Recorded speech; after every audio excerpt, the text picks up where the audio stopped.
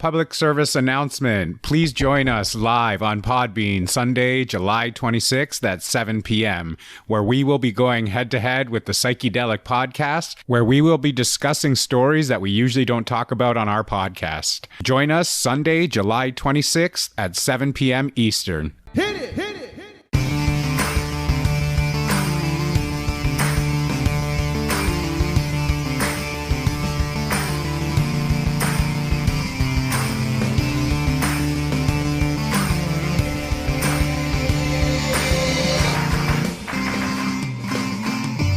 Welcome to PodJerky. I'm your host, Master Impressive. Thanks for joining us. We have a very special guest who goes by the name of Frankenstein, aka Frankensteino or Frankiano. Who is this Frankenstein? Is he a doctor or a scientist perhaps? Actually, a little bit of both when it comes to music. Frankenstein is a hip-hop music producer and rapper from Toronto, the T-Dot, and is a notable and influential artist in the music industry who's played a major role in hip-hop music and production during the golden era of hip-hop, which would be the late 80s, 90s.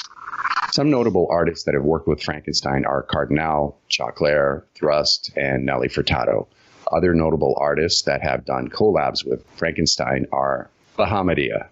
So now we'll get into a little bit of the bio that you sent me a little while back, and we'll start off with your training. You were classically trained at the Conservatory for Music, and that started at the age of 6. That's pretty interesting. Yeah, so my parents, like many, I would say, that are in, Canada, Ontario, and Toronto specifically, are immigrant Italians. And, music was always a real important thing for them. My father and I remember going back just in history, they were too poor to take any music lessons from where they came from. So when he sat me down, it was almost like one of his dreams was to play music, and he never got the opportunity to do so. So he enrolled me, I think I was like grade 1, something like that, 6 years old. And I first started playing the accordion that was like his dream, right? So here I am, in grade 1, I don't think, and we've all been there, you don't know anything. Like anything put in front of you seems exciting. And Sure. And you got to remember, we're talking about an era of time where electronics did not exist. There were like 12 channels on TV, and we had a black and white television. Like we came from like real humble beginnings. So there wasn't much of any excitement. And, Toronto having long winters and whatnot, like if it's summer, you're out playing. If you're indoor, there isn't much to do. So you put anything in front of, I think, a grade 1 kid, like whether it's a guitar, piano, accordion, like they don't know the difference, right? But by the time I think I was getting into like grade 5, grade 6, I started to realize that the accordion wasn't a very cool instrument. Like it wasn't, right? It wasn't something that was cool. And I obviously was teased like a lot by friends and so forth. My training in music allowed me though to read music and to kind of cross boundaries. So I quickly went into playing the saxophone and learning how to play jazz. And I was in, the school orchestra and the jazz band. And I started to really appreciate the fundamentals of music and how great geniuses like Bach and Mozart and sophisticated, music composers put things together. So unknowingly, like I wish I can tell you like this was like a foresight, like I had a super plan. This is really in hindsight that I'm able like to kind of turn around and say, what gave me maybe, my signature sound, or what gave me the ability to maybe be slightly different than what others might have been doing in the genre of hip hop, was my humble beginnings of like how I was introduced to music might have been slightly different than a lot of other people. And everyone's got their story, and this one happens to be mine. And that's how that whole, conservatory of music came into shaping me, I would say. You can tell, especially with the classically trained musicians, that knowledge, the structure of the music comes through in all of your work to date. I think you can really tell a big difference, because if you just listen to somebody just chopping up beats on a computer and they don't have that training, I think it's a vital foundation. And if you're lacking it, it puts you behind the 8 ball right from the start. 100%. Like I'm going to give you like a real basic example. So, everyone at some point was introduced to the do, re, mi, fa, sol, la, ti scale, right? Now, on a piano, obviously, you can play multiple notes all at the same time. So, if you wanted to play a chord like a C, an E, and a G, right? right, and have a C major chord. You've got three sounds all playing at the same time, and you create a certain sound. Well, when you're dealing with something, let's say like a saxophone can only play one note at a time. So it can't play C, E, and G at the same time. So in order to create a chord in that type of instrument, you have to have three different saxophones playing three different notes to create that same effect that the piano does on its own. You combine that into an orchestra where you got violins, cellos, and tubas, and you start understanding the sophistication of what a composer would have to do to try and get different moods out of things versus like the one note person, right? And again, what's amazing about chopping beats as we go into this is that often in music, the limitation creates a new genius. So for instance, saxophone musicians that could only play one note at a time had to create a new genius out of how they're doing their sound in order to stretch the boundaries of sonic capabilities. And that's what I learned from jazz musicians. Right? If you listen to like a Coltrane or a Miles Davis record or, any of the legendary greats that I think I had the fortune of like studying growing up, I can tell you that it starts to make your mind think differently about how you approach music. I'm not saying it's good or bad. I'm just saying it's different because, like I said, you might get a DJ that has no training musically at all and still has an amazing ear that is able to bring you places that you might not otherwise have done so. And I think that's the beauty of hip hop is that you don't have to have a prerequisite in anything to push the boundaries of what it can do for you. So you might be a DJ that has no classical training and still come up with stuff that just moves people. And then you might be someone that grew up playing the violin or the cello and you can move people, or the guitar or the drums. And I think that's what really kind of captured me around hip hop is that the limitations of it also gave you an infinite ability to access it. So there were no boundaries. There were no like, hey, you must have this in order to do this. That just didn't exist. And that is, I think, a very powerful thing of the art form in itself is that it is so open and unlimited in that way. I totally agree.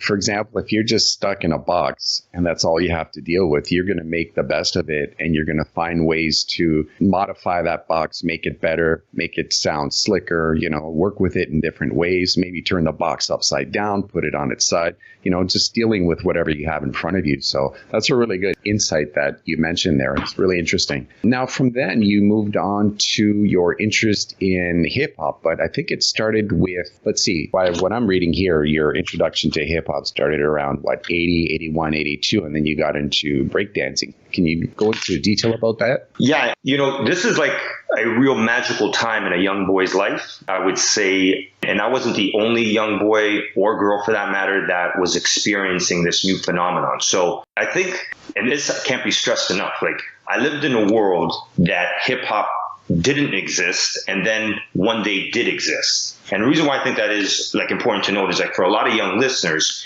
they're born into a world where certain genres already exist. So for instance, when I was born, jazz was already around for a long period of time. Rock, psychedelic, like you can go through all the genres that existed before I came along. But I would say like my entire generation was introduced to this new phenomenon. And the first time that I was introduced to it, now I grew up in a humble part of town in Toronto. I went to a school called George Syme in Rockcliffe, literally in the Jane and Woolner area for anybody that's a local Torontonian. And that community had a lot of people that were from the Caribbean, from Jamaica, from all sorts of the world, but a very heavily influenced, Caribbean area. And I can tell you that going to school was almost like a double education every day. So I'm going home at night, obviously with my Italian family, but during the daytime, I'm being exposed to all kinds of cultures, people from Chile, people from South America, people, like I said, from Jamaica or different parts of the islands, Chinese people, just people that as a youngster, they're giving you an education on their culture. And, recess time and after school started to really morph into like guys demonstrating these dance moves that, like I said, as a youngster are just blowing you away. Like you've never seen people's bodies move this way to those sounds. They weren't on radio. So I think this is what's really important. It's like, it's not like that you come home and hear hip hop on the radio or you see it on TV. It didn't exist in that format. So the only way you're seeing it is if people are demonstrating it in front of you and they're playing it on these boom boxes. And why I call it so magical is that it wasn't being sold to you. So hip hop was not something that was being sold to an audience. It was almost the most organic experience I've ever had as far as, culture goes, where it was like it either catches you or it didn't catch you. And for me, it was mesmerizing. Like I said, like the way people body rocked and the way they, did their thing. And then, these drum machines with break beats that were coming on that, like I said, you just couldn't hear them anywhere but in the playground. At the same time, you're playing basketball, you're watching all this happen in front of you. And it gets even deeper than that, because it wasn't just the way they moved. It was, the way we all started speaking to one another, right? So, bad was not bad anymore. Like, bad meant good. If you were sick, you weren't ill. You were ill in a way that was impressive, right? So everything about hip hop, as far as a language, movement, and culture, was like pushing the boundaries of acceptability, right? The fat shoelaces, Run DMC's influence, and all kinds of things that if you had to put it in a magic bottle and say, how did this one little thing do this? It's mesmerizing. That's why I call it magical, because it wasn't intentionally done. It had a life of its own. And that is, like I said, my first introduction to it. And obviously I tried to, I was breakdancing as well, but it wasn't a forte of mine, right? I would say that I was into it, but I started to get deeper in the sense that I wanted to make the music that was influencing people to move or to feel a certain way. Like, I can say that even at that time, it gave you a certain confidence of belonging if you were dialed in to that particular movement. And to this day, I would say it's like one of the most magical experiences that any person could ever have. And sometimes I feel that a lot of the youth today have been, I don't want to use the word neglected, or haven't had an opportunity to have that same impression made on them. So while I'm sure, a lot of the new music is, great as well, they might not have had exactly the same type of experience, because it's such a corporate commodity that you get blasted as far as like the money part of it, where that had not entered the hip hop evolution yet at that time anyway. I agree with that as well, because with these younger kids now with the music, that's really what they know. I mean, if they actually go out of their way to start digging on YouTube or checking out, interviews, blogs, whatever there is out there, that's the only way that they're going to be able to be introduced to this. Otherwise, let's face it, the old school stuff just isn't pushed. And even back when you guys were really hot, and I mean, you still are, but just the promotion here in Canada, especially in Toronto, it's been so negligent and lacking all these years, and you guys just never got the love that you needed, because if you did, I'm telling you, you guys already are big stars throughout the world. You have huge followings all over the place, and not just you. I mean, most of the guys that started out, were the first ones in the game to get this off the ground. Your fans are still there. We're all still there. We're all pretty much in the same age bracket, so we grew up with the same influences. We were listening to the same music. We were watching the same breakdancing movies and specials and all that stuff. And especially for you guys who were listening to the college radio, that was basically for the people in the know back then, who were actually looking for the music and trying to find out what this new sound was. It wasn't being played anywhere, and the only way that you could get an experience out of this or from this or just trying to find it was through some of the shows through the college radio. You were mentioning Ron Nelson, DJX, Mastermind, Power Move. I think Thrust was on there for a little bit. That's right. That was basically the introduction for a lot of the artists at the time. And they were just like, wow, this is amazing. I want in on this. This is what I want to do. And I think that's where you guys all fell in, this big group. And it's also really good to see that you guys are all still part of it and you're hanging out and you're still working together.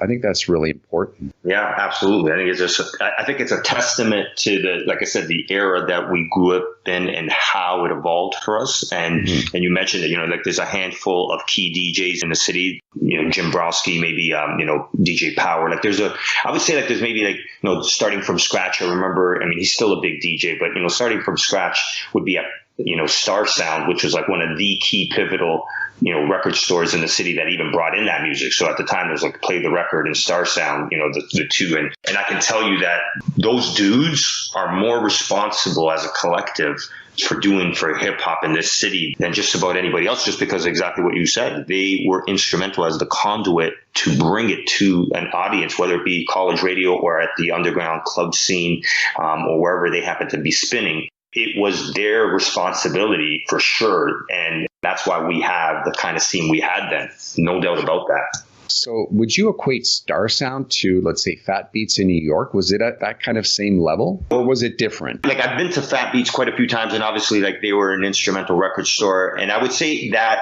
probably the combination of Play the Record and Star Sound was the equivalent of maybe what a Fat Beats was. Mm-hmm. So, if you wanted to pick up a hip hop record at that time, those were the only two locations that personally I knew in the city. And I would say like 99% of every DJ or hip hop connoisseur or anybody into the movement, that was the only place you could even get those records. And, I remember like when Steezo first came out with It's My Turn, and I was like, I gotta get this record. And it was intimidating because, you remember, like, we are a real young age. So going downtown Toronto with your friends to go into environments that you're not quite comfortable or ready to be comfortable with, it was like, again, just like a mind-blowing thing. It almost felt like I was walking into a new world completely, like a world running in parallel with what everyone else is. But I would call it like a fight club for anyone that's watched the movie, where it's like hip-hop heads knew other hip-hop heads just by, like their walk, their slang, their disposition, all that kind of stuff, So it was also like some great memories that I remember, like walking into those stores countless of times, bumping heads with people, and all that kind of stuff. And that's where I got to meet a lot of these guys that were so influential. Like, you'd see them on a regular basis and you start to get acquainted with them. So yeah, no doubt about it. I think that those two locations were the ones that made a difference. Did you run into Thrust during one of these trips into these stores, or was it totally, I think you were talking about you guys were at the same high school, correct? That's right. So Runnymede Collegiate, which was like a few blocks from Jane and Woolner, like the general area like of the schools that I went into, Thrust was at that school, as was a guy named Day, who was Chauclair's manager, not at the time, but became Chauclair's manager. And to be honest with you, that school was a microcosm, I think, of what the Toronto scene was like. So that school had a lot of different types of cultures and people in the school, right? Like, you had a ton of white folks, you had a ton of European folks, you had a ton of Caribbean folks. You just had, like, if you wanted to take a snapshot of what the Toronto landscape was as far as demographics, Runnymede Collegiate would have been a good example, because it had a mix of everything. And, the hip hop scene in that school was pretty profound, right?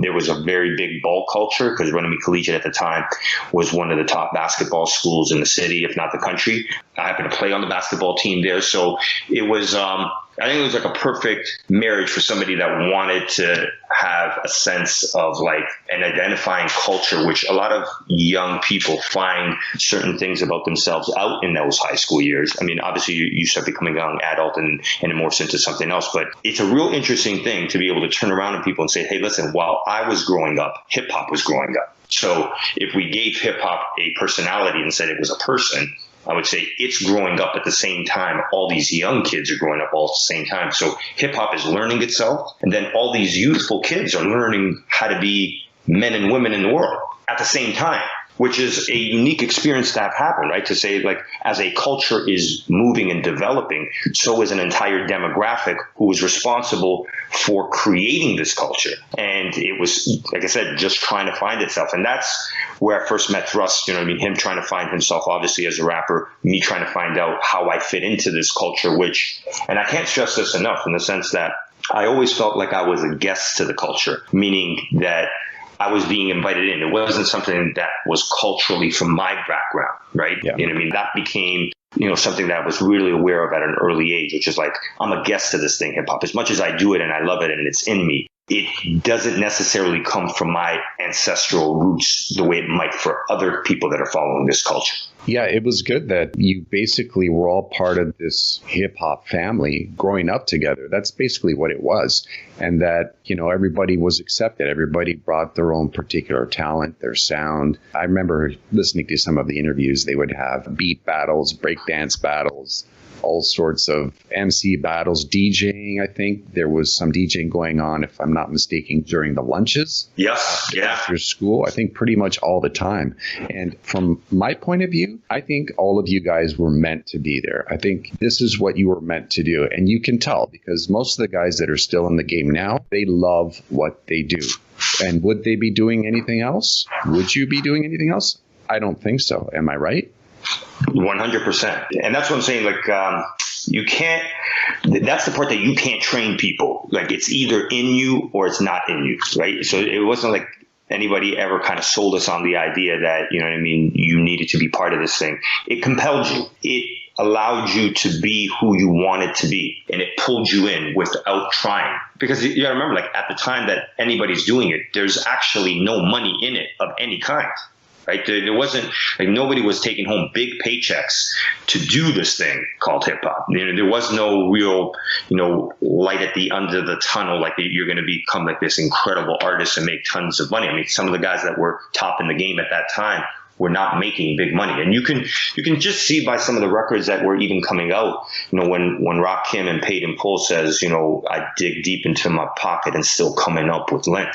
It's like, you know, I hit the studio, so I'm paid in full. It's like a play on stuff, like, because all those guys, you know what I mean, were coming from real humble beginnings. You know what I mean? Like, nobody was walking away with, you know, $20 million deals and things that are obviously rather almost ordinary today for big artists to have. Like, if you were at the top of your game in 1990, you know, you're still barely scraping by. You know what I mean? Some of the early KRS-One stories, I mean, there couldn't have been a bigger artist during the early 90s than KRS-One or some of these other guys. Like, it's not like they were, you know, stacking up the chips. And that's what I find amazing about the hip hop culture, at least at that time, was that there was a real integrity around the philosophy of why you're even doing it. Right. And, and it changes the product, right? I mean, that goes, I think, without say with anything. If you're not really doing it simply for a paycheck, it changes the kind of product that is going to come out the other side, whether we're doing, you know, artwork, you know, whether somebody's going out to make a fine wine or whatever else you do. If money's not the driving factor, the resulting composition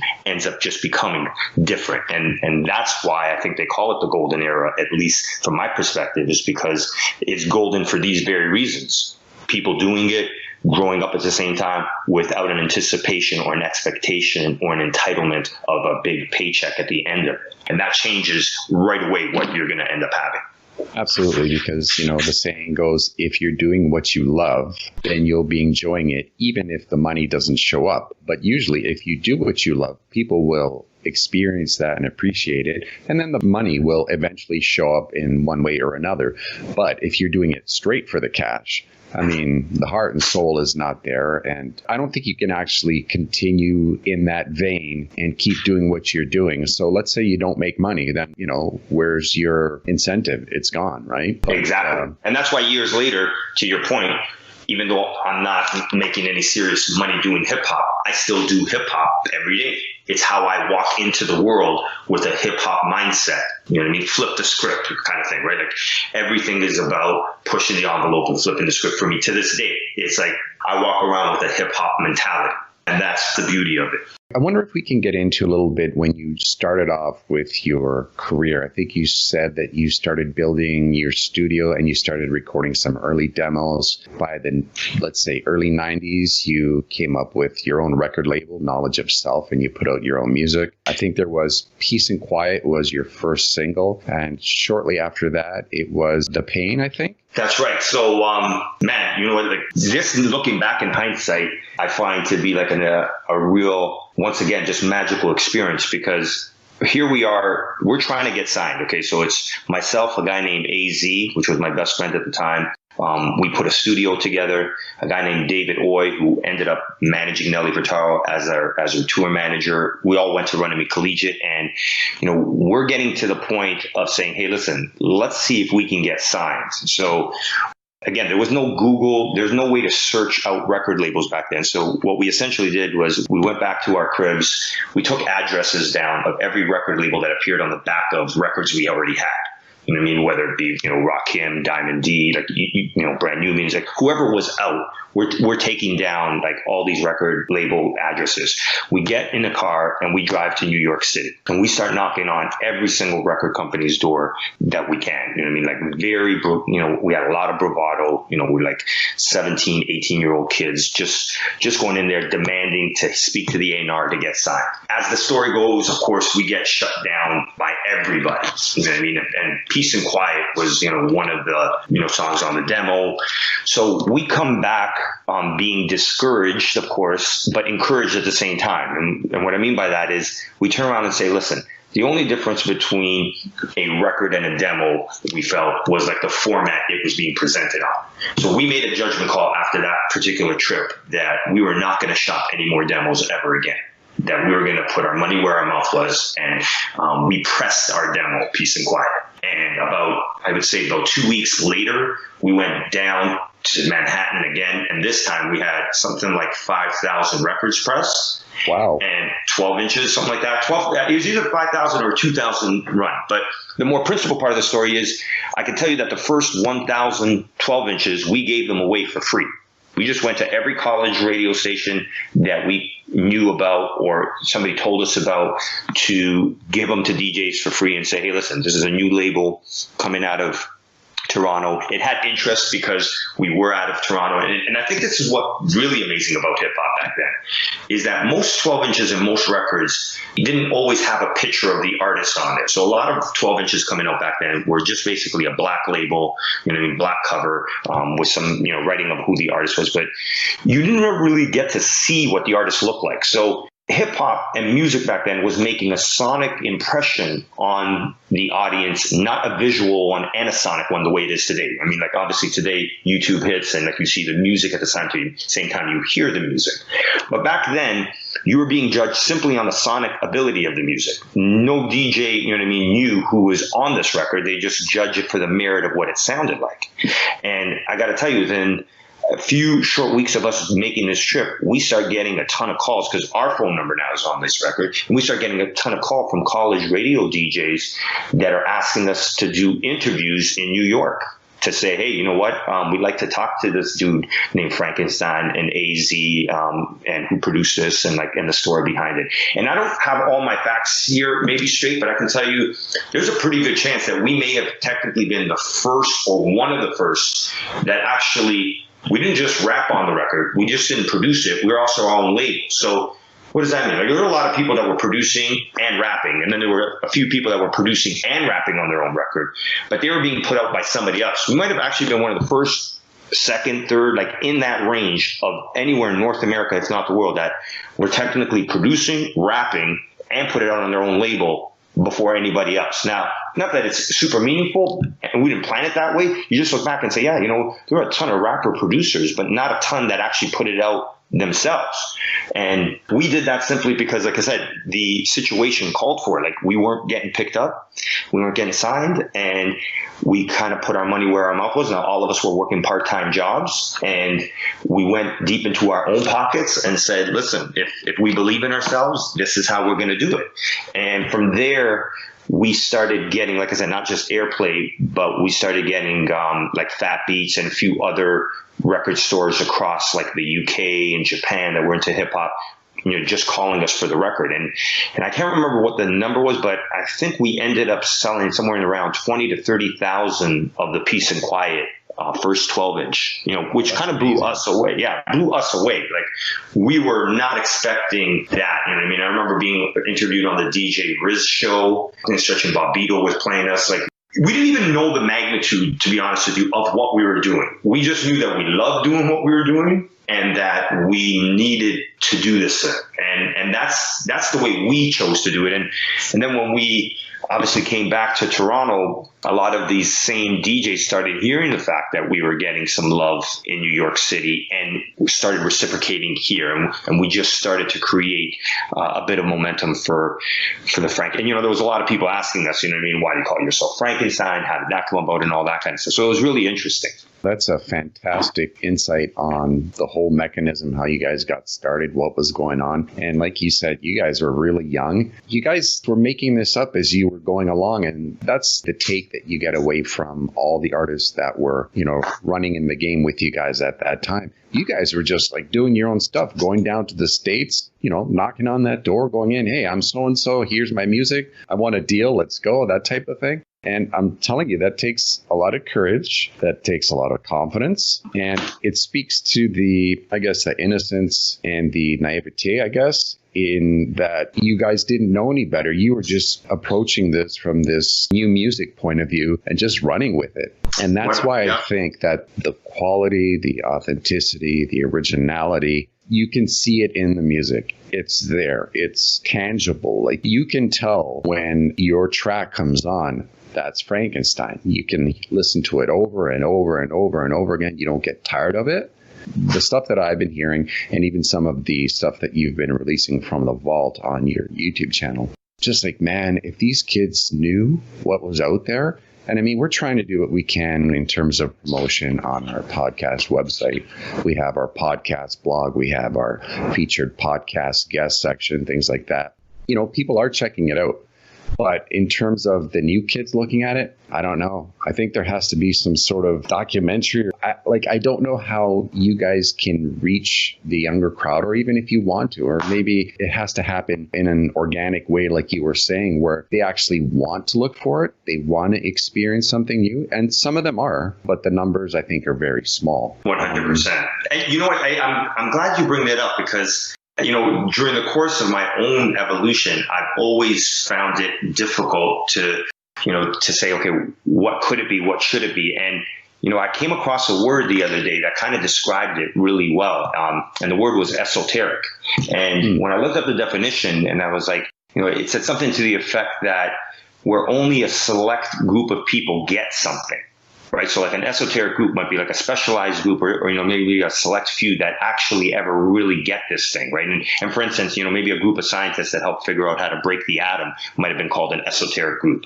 And I started thinking like during that time in our history, and maybe even to this day, a certain portion of hip hop, that golden era, because now obviously hip hop has morphed into so many things. Like I don't want to sound condescending when I say this. I can tell you that like a lot of things that are called hip hop to this day, if somebody had asked me then, does this sound like hip hop? Is it hip hop? I would probably say no. It might be great music. It's good music, but it's not hip hop. Like hip hop was a very specific thing then. Now it seems like it has grown, which I think is fabulous in one way, but it changes like its effect of that esoteric feeling of like, what was the specialness part of being hip hop? What was most special about it?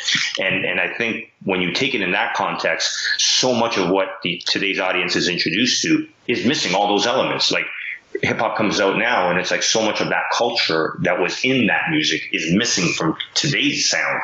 And it has evolved, like you can never go back in time. And I always tell people, it's not necessarily a suggestion to go back in time, but I can tell you that what made me a great hip hop artist was also studying the greats of where it was coming from. So James Brown, for instance, is about as responsible for hip hop as any MC would ever be, because so much of it came from the sounds that they were making then that morphed into what hip hop became. So hip hop has a way, if you're really paying attention, to pull you into it, like what you're saying, organic. So you study the lessons and you learn from certain things. And something that hip hop taught me that I apply now in my daily regimen, which is I realized that the world existed long before Frankenstein ever got here. So it would almost be arrogant to not understand that you got a millennia of history that is why the world works the way it is. And if you, within yourself, don't have the ability to kind of dig a little bit and understand why your world is the way it is,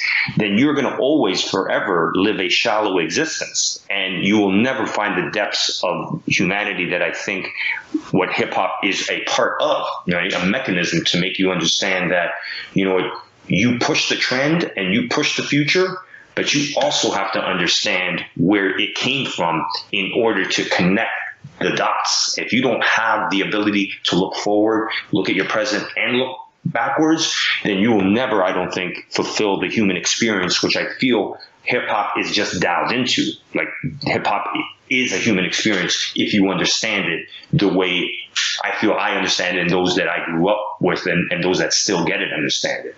Absolutely. And another thing, too, it also comes down to the experience that was put through in the music. So talking about, the hardships of every day, working for that paycheck day to day, the struggles, the ups, the downs, the good and bad of life.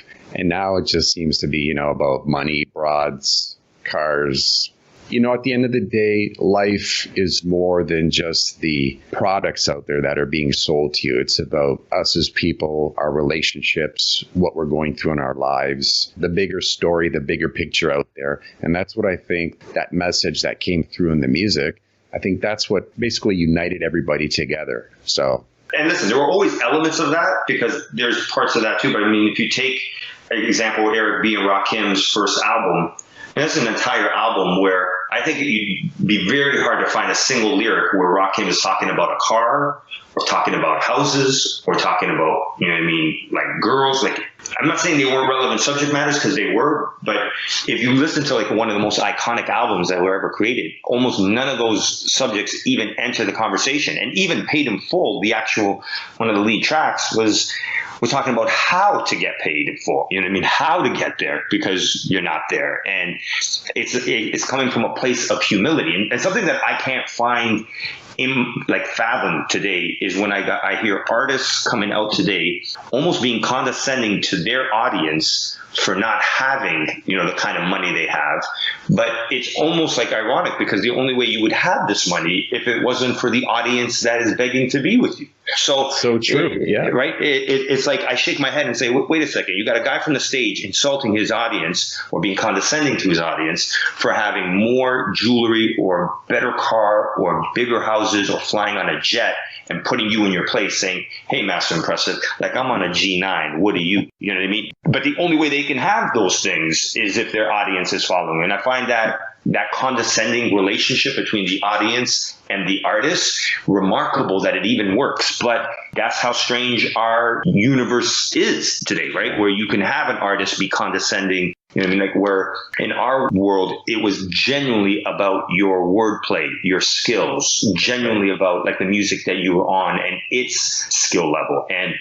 And that was something to take pride in, right? Like, the way an artist's brush on a canvas might work is the way somebody's delivery on a microphone or somebody behind the drum machine or somebody, we were part of the early DMC DJ championship circles as well, like guys like DJ Grouch and Little Jazz and a few other like legendary DJs were on our tours when we used to. So like there was a certain respect to the skill of it.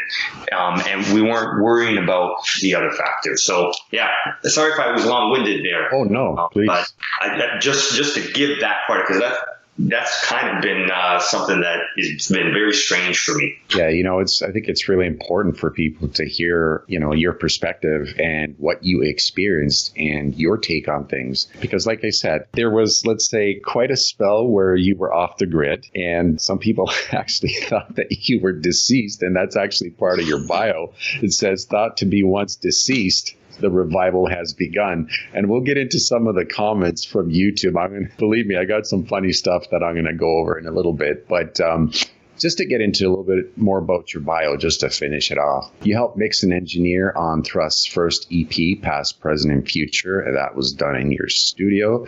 Next, in subsequent years, many of the underground artists at the time passed through your studio, and you mentioned Concrete Mob, Red Life, Cardinal, Jellystone, Danio. In '99, you were nominated for a Juno for your song UV, and I think Northern Touch won out that year. But you said that you all saw it as a win for all of you since you were pretty much a group going forward in this hip-hop scene. Yeah, 100%. And there's a good example, right? So I'm nominated in '99 for a Juno.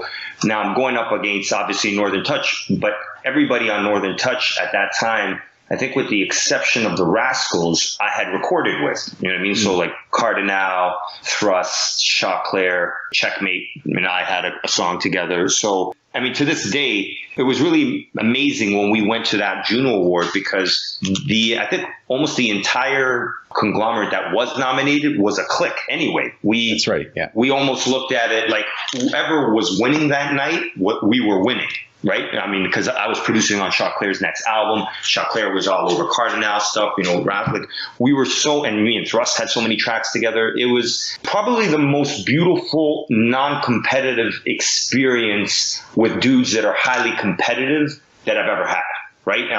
And I would say, not to make parallels, but I would say it was kind of like maybe, in the dream team in basketball. Those dudes were all very competitive, but when they represented USA globally, they were together for that moment in time. Mm-hmm. Yeah. And I would say like we had a bit of that at our humble level in the sense that here you got Cardinal was a very competitive MC producer.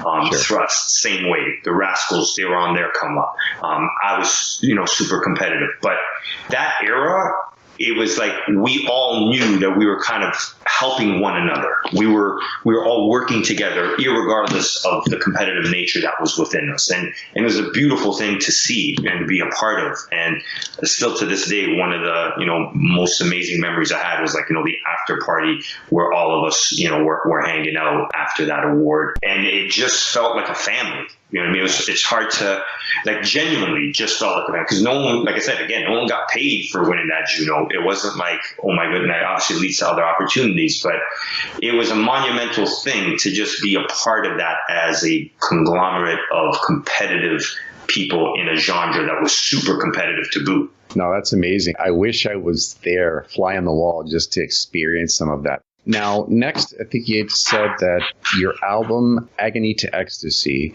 was ready to be released, but got shelved due to some differences of opinion with your management at the time. I was wondering if you could give everybody a rundown of what happened. And that seemed to put a freeze on everything at that point. And I think that started your, self-exile, your disappearance, and had some people actually questioning whether or not you were still alive, which I find totally hilarious.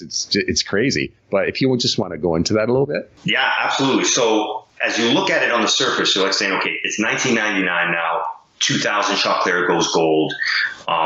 Things are moving really well, just in general.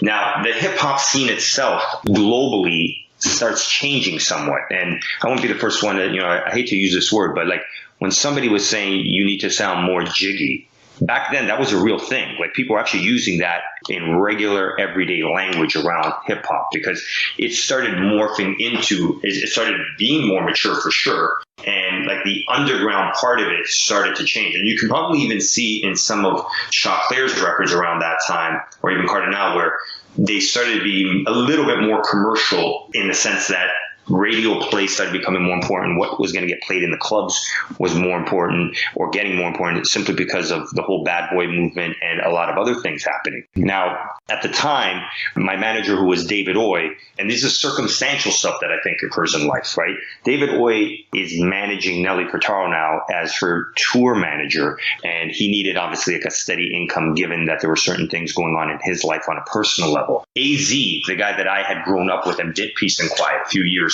earlier, ends up leaving the group because of a major situation that happened in his life. So his sister gets murdered by her boyfriend in those early years. So there's a lot of moving parts to what's happening for Frankenstein as an artist and our knowledge of self-label. Because I got to tell you, and I'm going to say this, humbly always, as much as I was producing, rapping, and doing a lot of things, mixing, engineering, and putting out our own stuff, no one individual does things alone. We all have real help from those closest to us to get to the next level. And that was my group. My core of business dudes was actually Alex Sizovic, AZ, and David Oy, both of whom, for different reasons, had to vacate, and not really focus on the whole knowledge of self thing. So Frankenstein as an artist now starts getting shopped more as an artist versus putting them out on our own label, which in hindsight, I would have said the trajectory of the artist Frankenstein probably would have been really different if we had just continued with Knowledge of Self. So Knowledge of Self almost takes a hiatus before Frankenstein does. That's pivotal, I think, in the discussion.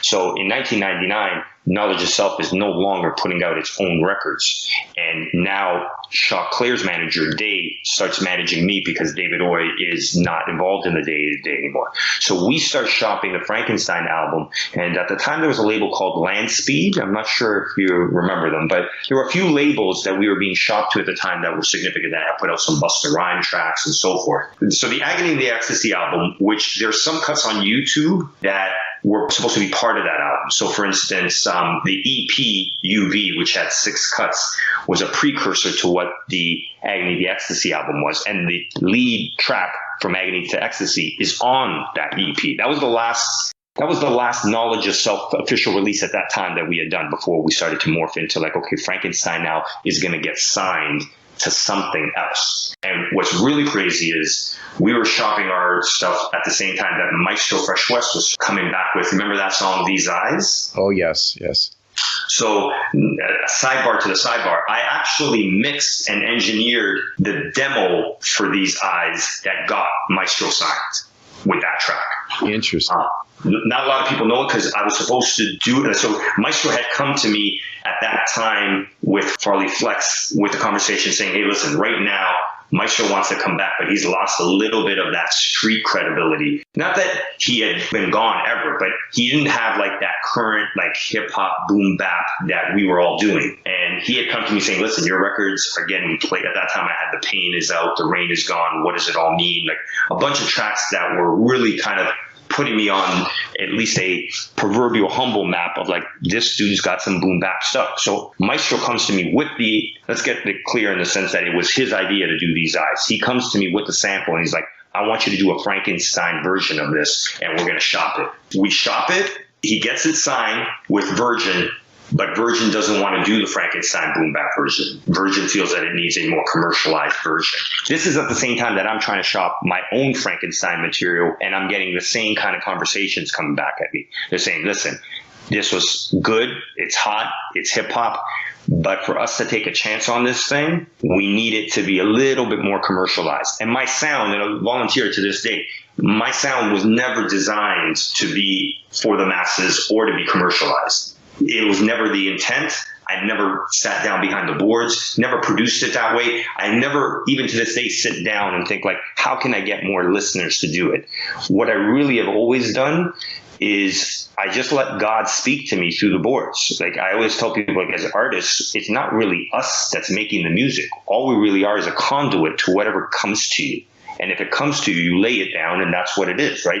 Because I can't take responsibility for making, let's say, the drum machine. I didn't invent it. I didn't invent the boards.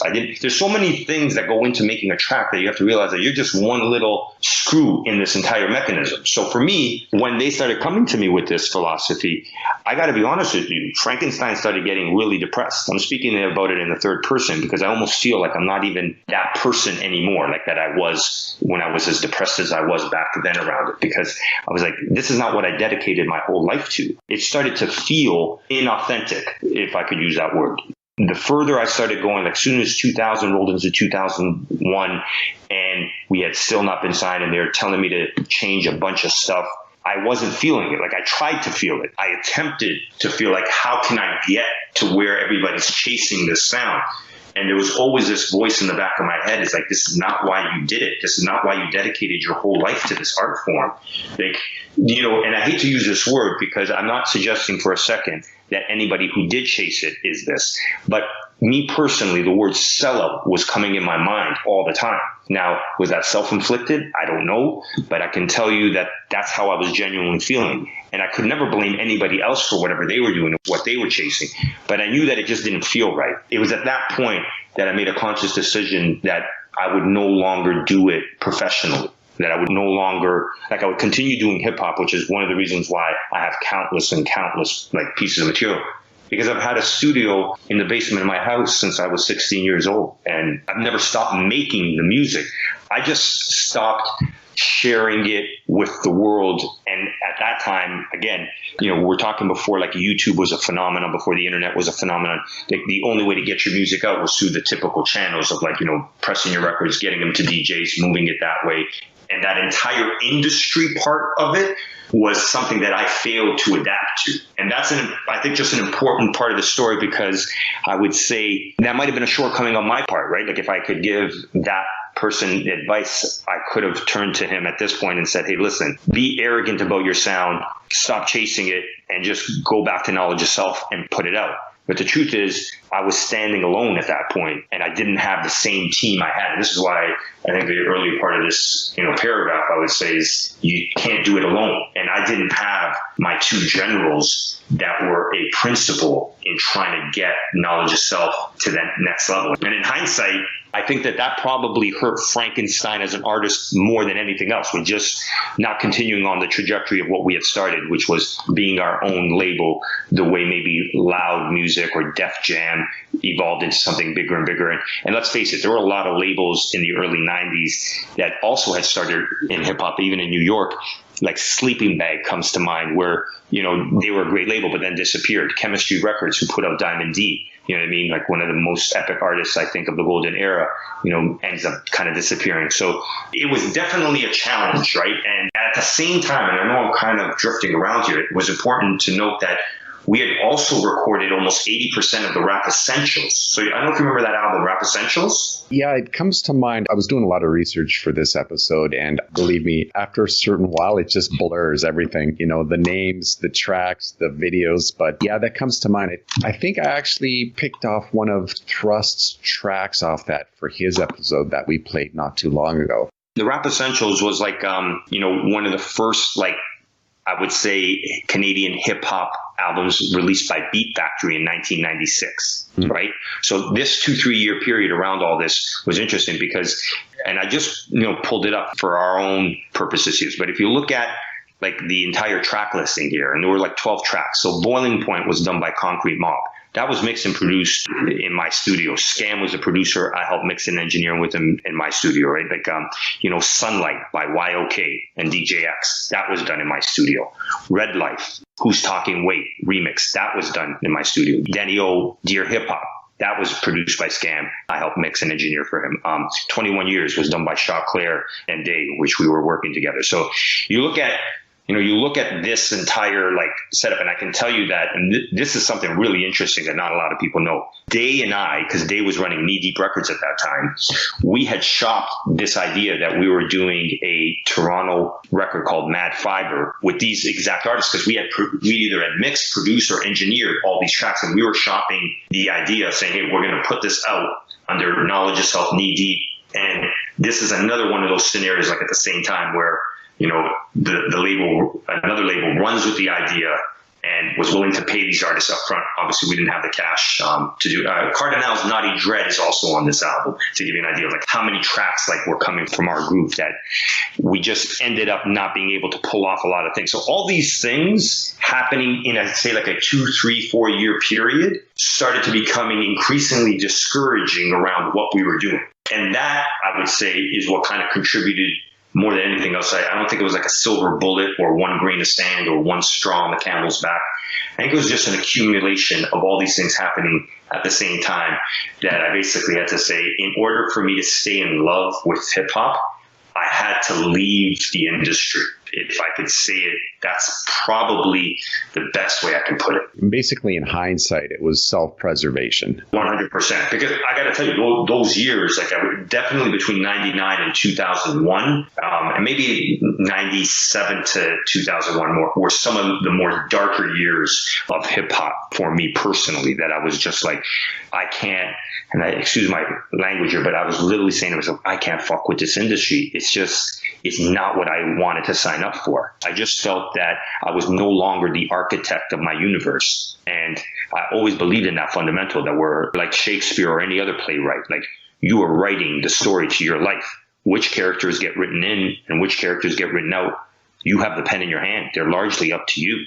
That's right. When you stop being who you are, then who are you going to be? It just makes total sense that you basically said, okay, I have to step away, do a little pause here, and just take care of myself, get my stuff in order, do my own music, just concentrate on my own self. And like I said, that self-preservation comes in. I think that was really important. And hindsight, I think it was the right decision. You might have taken a hit But, now with the maturity of the social media platforms, now is the perfect opportunity to get all your stuff out there and videos out. You can get the audio clips, Instagram, you can connect with everybody. And people like us, like the fans, are on the same platforms looking for you guys. So I think it's all worked out in the end anyway. I mean, did you guys lose out on money and some of the other stuff? Yeah, for sure. Ultimately, what is money? If you lose yourself, that's the worst thing that could happen. And just by listening to you, you basically pulled over the side of the road and just waited out the storm. So, props to you and everybody that was in the same type of situation back in the day. Yeah, and you said it best. I mean, and having this conversation kind of helps kind of streamline that philosophy, which is the very reason I was in it was for self-expression. In fact, not only me, but so many others. So when self-expression started to not even be a consideration or started becoming less of a consideration, and I got to be honest with you, like, it was a bad, let's say, maybe business decision. You can say that, the business of it is what you probably could have focused on, but that's not the reason why we got into it. And that's right. And I think that is like almost Frankenstein's been in a time capsule, if you will, in a sense that I never allowed those exterior things of like how you're going to earn money affect this thing. I was very protective of hip hop, like I would be protective of my wife or anybody else that I feel fond of. Like, I'm not going to just let anybody sleep with it. Absolutely. Moving on, I just wanted to take a look at a few things here regarding one of these social media platforms. Now, you probably already know this. I mean, it depends on how much you actually look at the analytics and, who's following your music, your subscribers and stuff like that. But you have fans worldwide. And it's truly impressive how many people stuck by your side and kept vigil at your YouTube channel, especially, hoping that you would one day rise again. And so let's just check out some of the numbers on Spotify. Now, remember, for everybody that's listening, Frankenstein was away from the game, still recording, but not really out there for people to find. So unless you were actively looking for Frankenstein, it seemed like he was gone. Check out these numbers. Spotify, you have almost 12,000 monthly listeners. 12,000. That's amazing. And it breaks down into some of these core demographics, some of the countries. The first one is Paris, France, which has 242 monthly listeners. The next comes to Berlin, 212 monthly listeners. Santiago, Chile. I'm sure DJ Kimo, we did an episode on him right at the beginning on our Canadian music rock and rap episode. And we said Santiago, Chile. I'm sure he was like saying, you bunch of donkeys. Anyways, so it was 211 monthly listeners. Zurich, Switzerland, 184 monthly listeners. Mexico, 177 monthly listeners. Huge in South America, like off the charts. Colombia, Brazil, all over the place. You mentioned Japan, Australia. So for the people that are listening, we just got to speak straight up facts here. Your music, your reach is worldwide. And everybody that's running in the game alongside you back from the day, you guys are all in the same boat. You guys have fans all over the place. So I just wanted to mention that. And I think it's important that you can see that there's this following that's there. And I also noticed that, for example, your YouTube channel, your subscribership is going up as well because things are being promoted here and there. People are listening, people share things. They share the blogs, the comments on Instagram, and then people start finding out about you. And they're like, oh, damn, this is good music. We had a guy from the States saying, I never knew you guys had good music up in Canada. And I'm like, yeah. No. It's nuts. And you know what? I mean, listen, when I hear that kind of stuff, obviously it touches your soul. I mean, I can tell you like part of this resurrection, if you will, for the pun on Frankenstein, which is, a few years back, one of my friends brought to my attention that somebody had posted The Rain Is Gone, Frankenstein on YouTube. Mm-hmm. And I was like, oh, yeah, that's cool. Like, I never really paid it any mind. And he's like, no, I don't think you understand. It's like 2 million hits on The Rain Is Gone.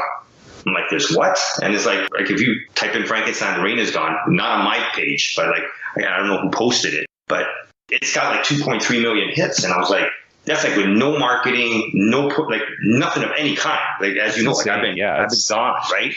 And it occurred to me why I made the music in the first place, which is like, I believe in my heart that there's enough like real individuals in the world that recognize when somebody is doing it the way we're doing it. not to chase anything, but because of what I said to you, which is just, I'm simply a conduit. Like when I sit behind the boards, this, like, God is speaking to us through music. You know what I mean? Like the world speaks to us, like through the beauty of things. You know, when the sun shines, or when a flower is a certain way, or when, you know what I mean, like something touches you, like a blade of grass, whatever you find beauty in the world, we all know that we're connected in one way or another to this thing called the universe. My connection to the most beautiful things happens to be this way. This is the way I can allow the beauty of something to flow through me to maybe touch others. And the ones that get the sincerity in it beyond anything else. Like, I can't tell you enough about this story. I know when I used to step into a lot of hostile environments, whether they were like clubs or other areas of the world where hip hop was like a very competitive force. I always kind of feel like the same way. Like, I don't necessarily run with the crew. I kind of run with the universe. Like, it's got my back because I'm doing it genuinely. Like, I'm not trying to front. I'm not trying to pretend something I'm not. I've never been that way. And I kind of feel like when I step in a room, it's like you're rolling with me already. If you're part of this thing called the universe, like, you roll with me. And if you're rolling with me, then we all become untouchable. That's kind of how my music has always been a part of it. And when I see this stuff, it's kind of encouraging because I feel like that's what it was always meant to be. It was just meant to be something that other people can turn to and say, I identify with what this dude is saying. Sonically, the sounds touch me. And if your day is better for it, if you think slightly different for it, I mean, like even the lyrics in The Pain, you know what I mean? Which is like, word life, I can't stand the pain or the struggle. No matter what I do, I seem to find trouble. Like, that's all of us. Like, we are all in a pain. We're all in a struggle. And sometimes, no matter what we do, we seem to find like we're stuck in the same place. And a lot of the concepts are universal, which is kind of the intent of the whole Frankenstein knowledge of self sound, is to make, individuals all over the planet to speak to them and say, like, dude, you're not alone. Like, we got each other. I just wanted to get into a little bit about your musical inspirations here. I saw that you listed some stuff, and then we're going to talk a little bit about your tracks. So some of your musical inspirations that you mentioned in one of your videos, UTFO, The Juice Crew, Marley Marl, Big Daddy Kane. That guy is still kicking it strong, Big Daddy Kane. I saw him on NPR on YouTube. That was like fantastic. KRS-One, Run DMC, Beastie Boys, Public Enemy, Jungle Brothers, Eric B. and Rakim, Pete Rock, CL Smooth, Wu-Tang. Like, all these guys we grew up with. So we were all listening to the same stuff. And I think that's why we can relate so well to each other. Even if we didn't know that, other artists existed here in Toronto, or we didn't know you specifically, or we only found out about you later, or even if people are finding out about you now, they can see this connecting undercurrent amongst all the artists in that industry, in that hip hop movement back in the day, right? 100%. Now we're going to just talk about a few of your tracks. We have a number of clips here that we're going to be playing throughout this episode. And for all of you that are listening, you're going to be in for an experience you won't forget. Trust me. If you haven't heard Frankenstein's music, watch out. It's on. The main thing that I can say about your music from my point of view is that it's layered and constructed in a way that you can listen to your tracks over and over and over again. And that's a sign of some monster skill, let me tell you. Hence, you came up with the tag Frankenstein and your laboratory of sick beats, right? The whole premise here is that you're just taking something, putting everything together, adding in your bit of spice, just letting, like you were saying before, God just work through you, get that message out, speaking to people through the music.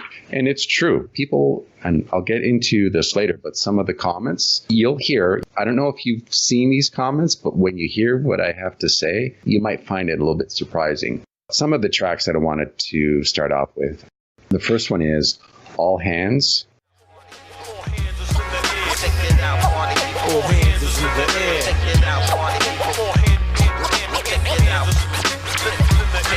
Check my specs on my stats every time I rock tracks. I make people wanna listen. Just couldn't bear the thought of ever missing. Frank, that I thank all the mad scientists who's on everybody's lips. Cause every time I speak, you just don't wanna miss every word that I say. My vocal tones vary. Just It's the type to grab your girl and milk her like a dairy. Yeah, she might crave me by the way I phrase grammar, or readjust words in a whole different manner. But don't pledge allegiance, it's not about that. Cause every time that I rap, I just don't sound flat. You can bless the gospel the way that I slam. Step in the jam, the mic's in my hand. Like audio too black, I don't care. But when I turn the party out, all hands is in the air. All hands is in the air. Check it out, party people. All hands is in the air. Check it out, party people.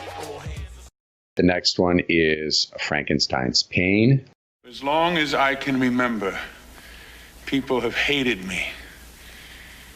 They looked at my face and my body, and they ran away in horror. In my loneliness, I decided that if I could not inspire love, which was my deepest hope, I would instead cause fear. You can feel the pain, the strain on my brain. No matter what I do, homeboy, you never change. What is life? Can't stand the pain or the struggle. No matter what I do, I seem to find trouble. Shit from my past, evil deeds that I've done. Can't correct shit with a gun. Maybe I should run, maybe I should hide. Maybe I should chill and work a 9 to 5.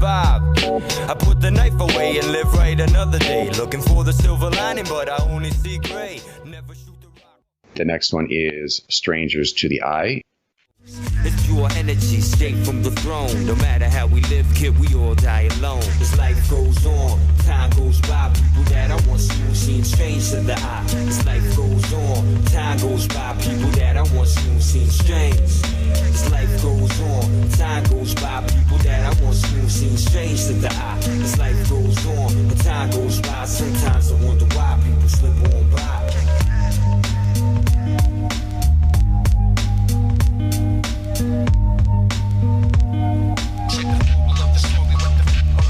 Check the wild profile or the style that I'm painting. Hip-hop ever changed in black, it's still amazing. Controls one for self, steady on a quest to do what I gotta do to make my shit fresh. Always on a hush, don't know really who to trust. The next one that I wanted to look at is Mostly the Voice, a tribute to Guru.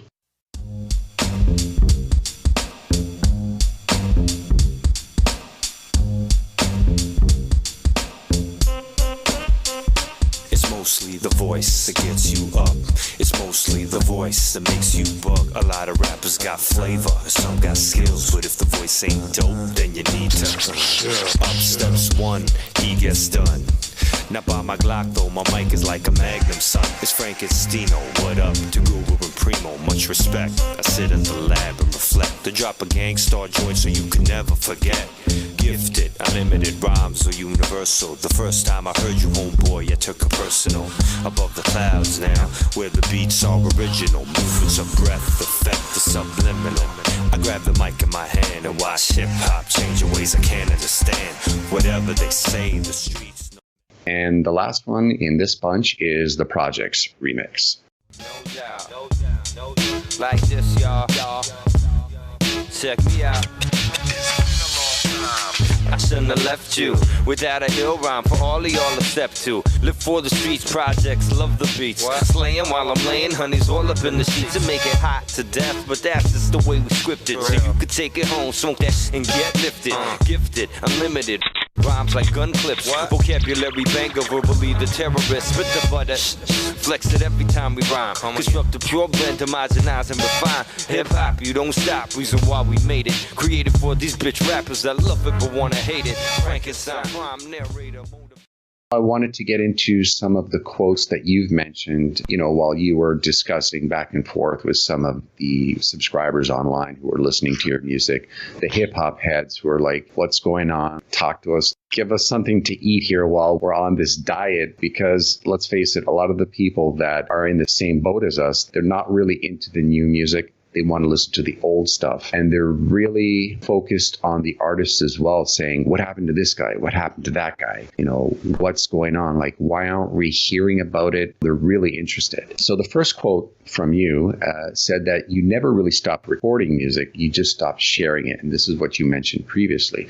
So you said that you stopped sharing with labels and industry cats, and because they were moving in a different direction than you. And you also said that it took some years to realize that you could share your sound with the world as you intended without any filter or contrived artistic direction.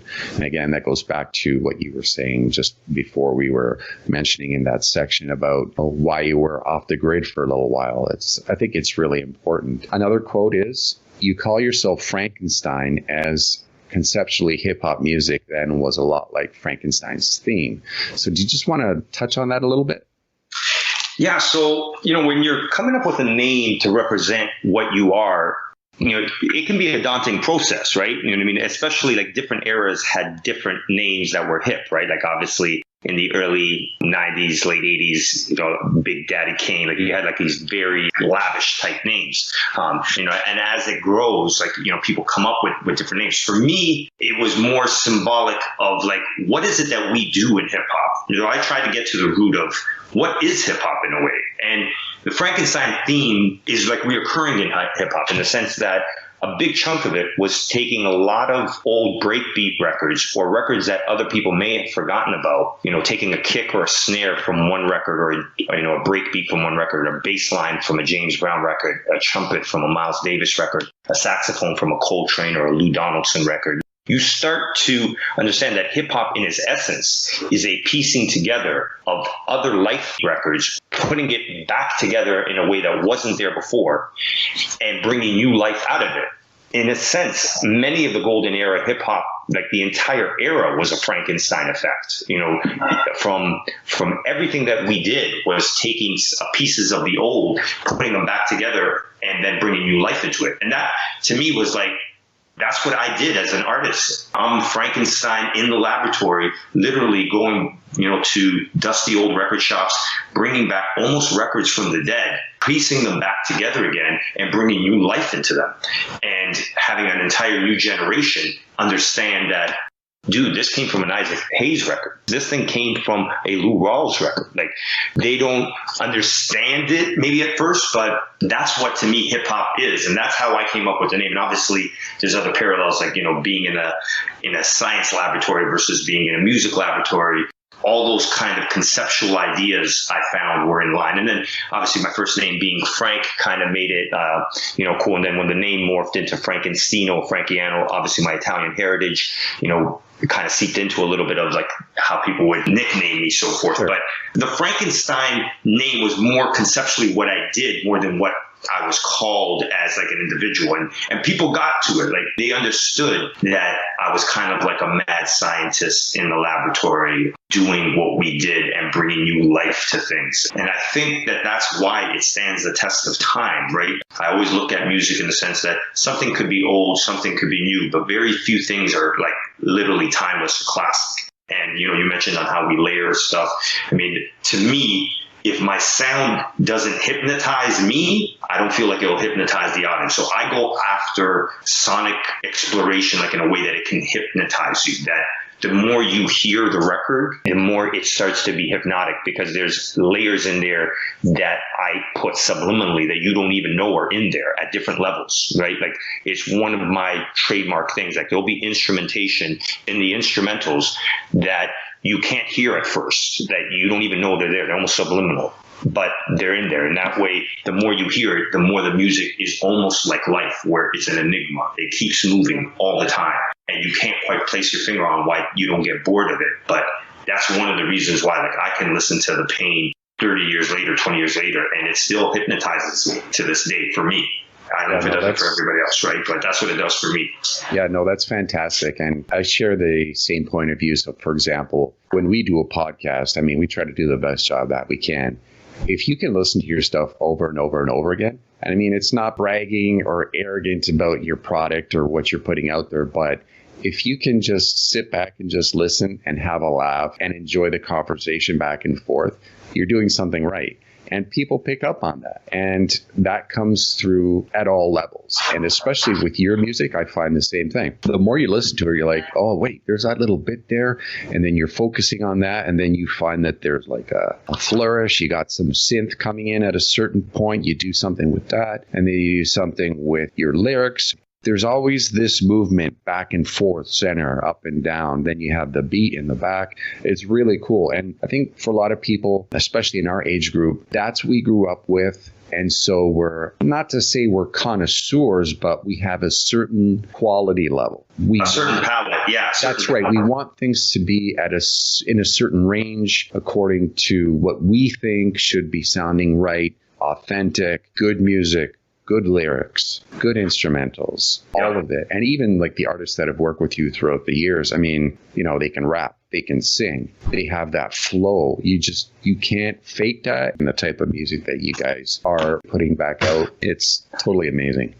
But yeah, you know, music, not to digress, but I'll say music in itself is a strange phenomenon. That it's one of the rare things that people seem to feel like you need to push the envelope into completely different things all the time. And if we take Louis XIII cognac as an example, which is like a $5,000 bottle, and I don't know, they've been making that same bottle with the same method, with the same type of formula for almost, I don't know, 100, 200 years, simply because it's like when you capture something that is elegant and timeless, then you don't really, and again, excuse my language, but you're not supposed to fuck with the process, right? So I'm not suggesting that other new cognacs shouldn't come out, but Louis XIII, you can't really mess with it. Like, that's what it is, like Coke Classic or anything else that you fall in love with from a historical perspective. Like, it was made a certain way. Can you imagine Da Vinci or Michelangelo changing, you know, the Sistine Chapel every few years just to stay hip with the current art?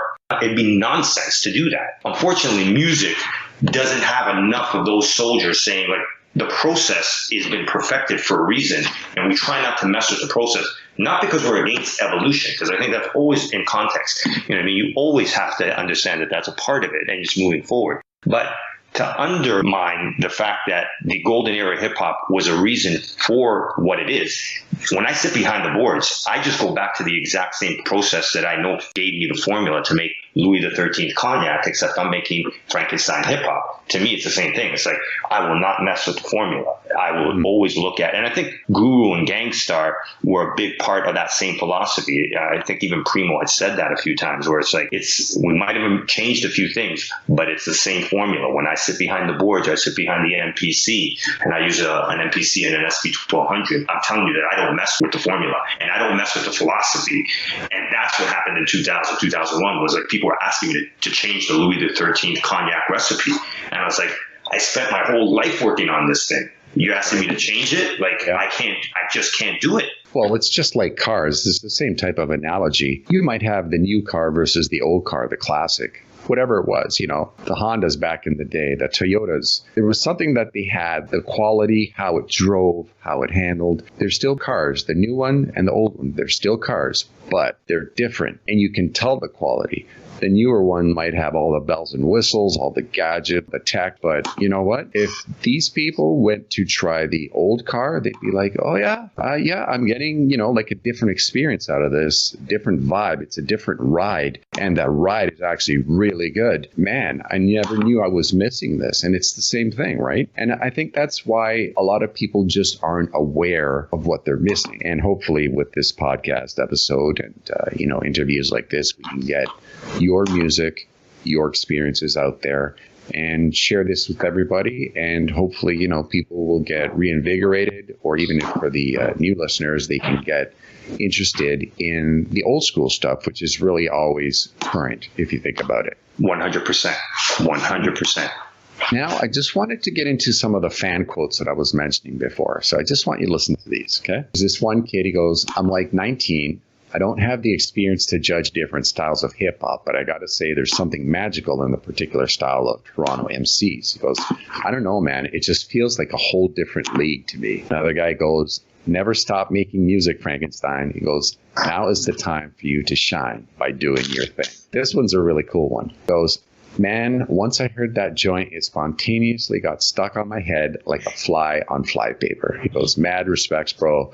I really hope we see you back on the hip-hop map. Hip-hop heads need people like you. Peace and love. Another one says, at Frankenstein Hip-Hop, real hip-hop is still alive and kicking, bro. Real heads know what's up and where to look for it. If they wouldn't, then you wouldn't get as much love as you do now. Keep doing what you're doing because real cats know what's real. Much love and keep it live. The next ones are, please give all of your unreleased stuff a proper vinyl treatment. People would sell their parents to get hold of your grails. That's pretty funny. Wow. The next one is, I listen to this masterpiece every day when I wake up. The rhythm is a travel. And again, that goes back to the story. You know, you got that sonic experience, that journey that you keep talking about. And here's the last one that I'm going to finish off with this particular bunch. Is this guy still alive? That sounds good. This was, I guess, back when there was that quiet time where you weren't putting stuff up on your YouTube channel. People thought that the channel was dead. They're like, okay, like what's going on? Is this guy still around? It's funny because, like I said, a lot of people are saying, thankfully, you're still around. We're here, we're listening, and that's always a good thing. Next, let's see. So I wanted to talk a little bit about your influence worldwide. And a lot of the times, I don't know what it is with the hip hop scene, the T-Dot sound, the rap that's coming from the old school Toronto vibe, and South America, Colombia, Brazil. Like, why is there so much love for the hip hop sound down there? Is there some sort of special connection between the two places? Perhaps there's like good promotion machine over there.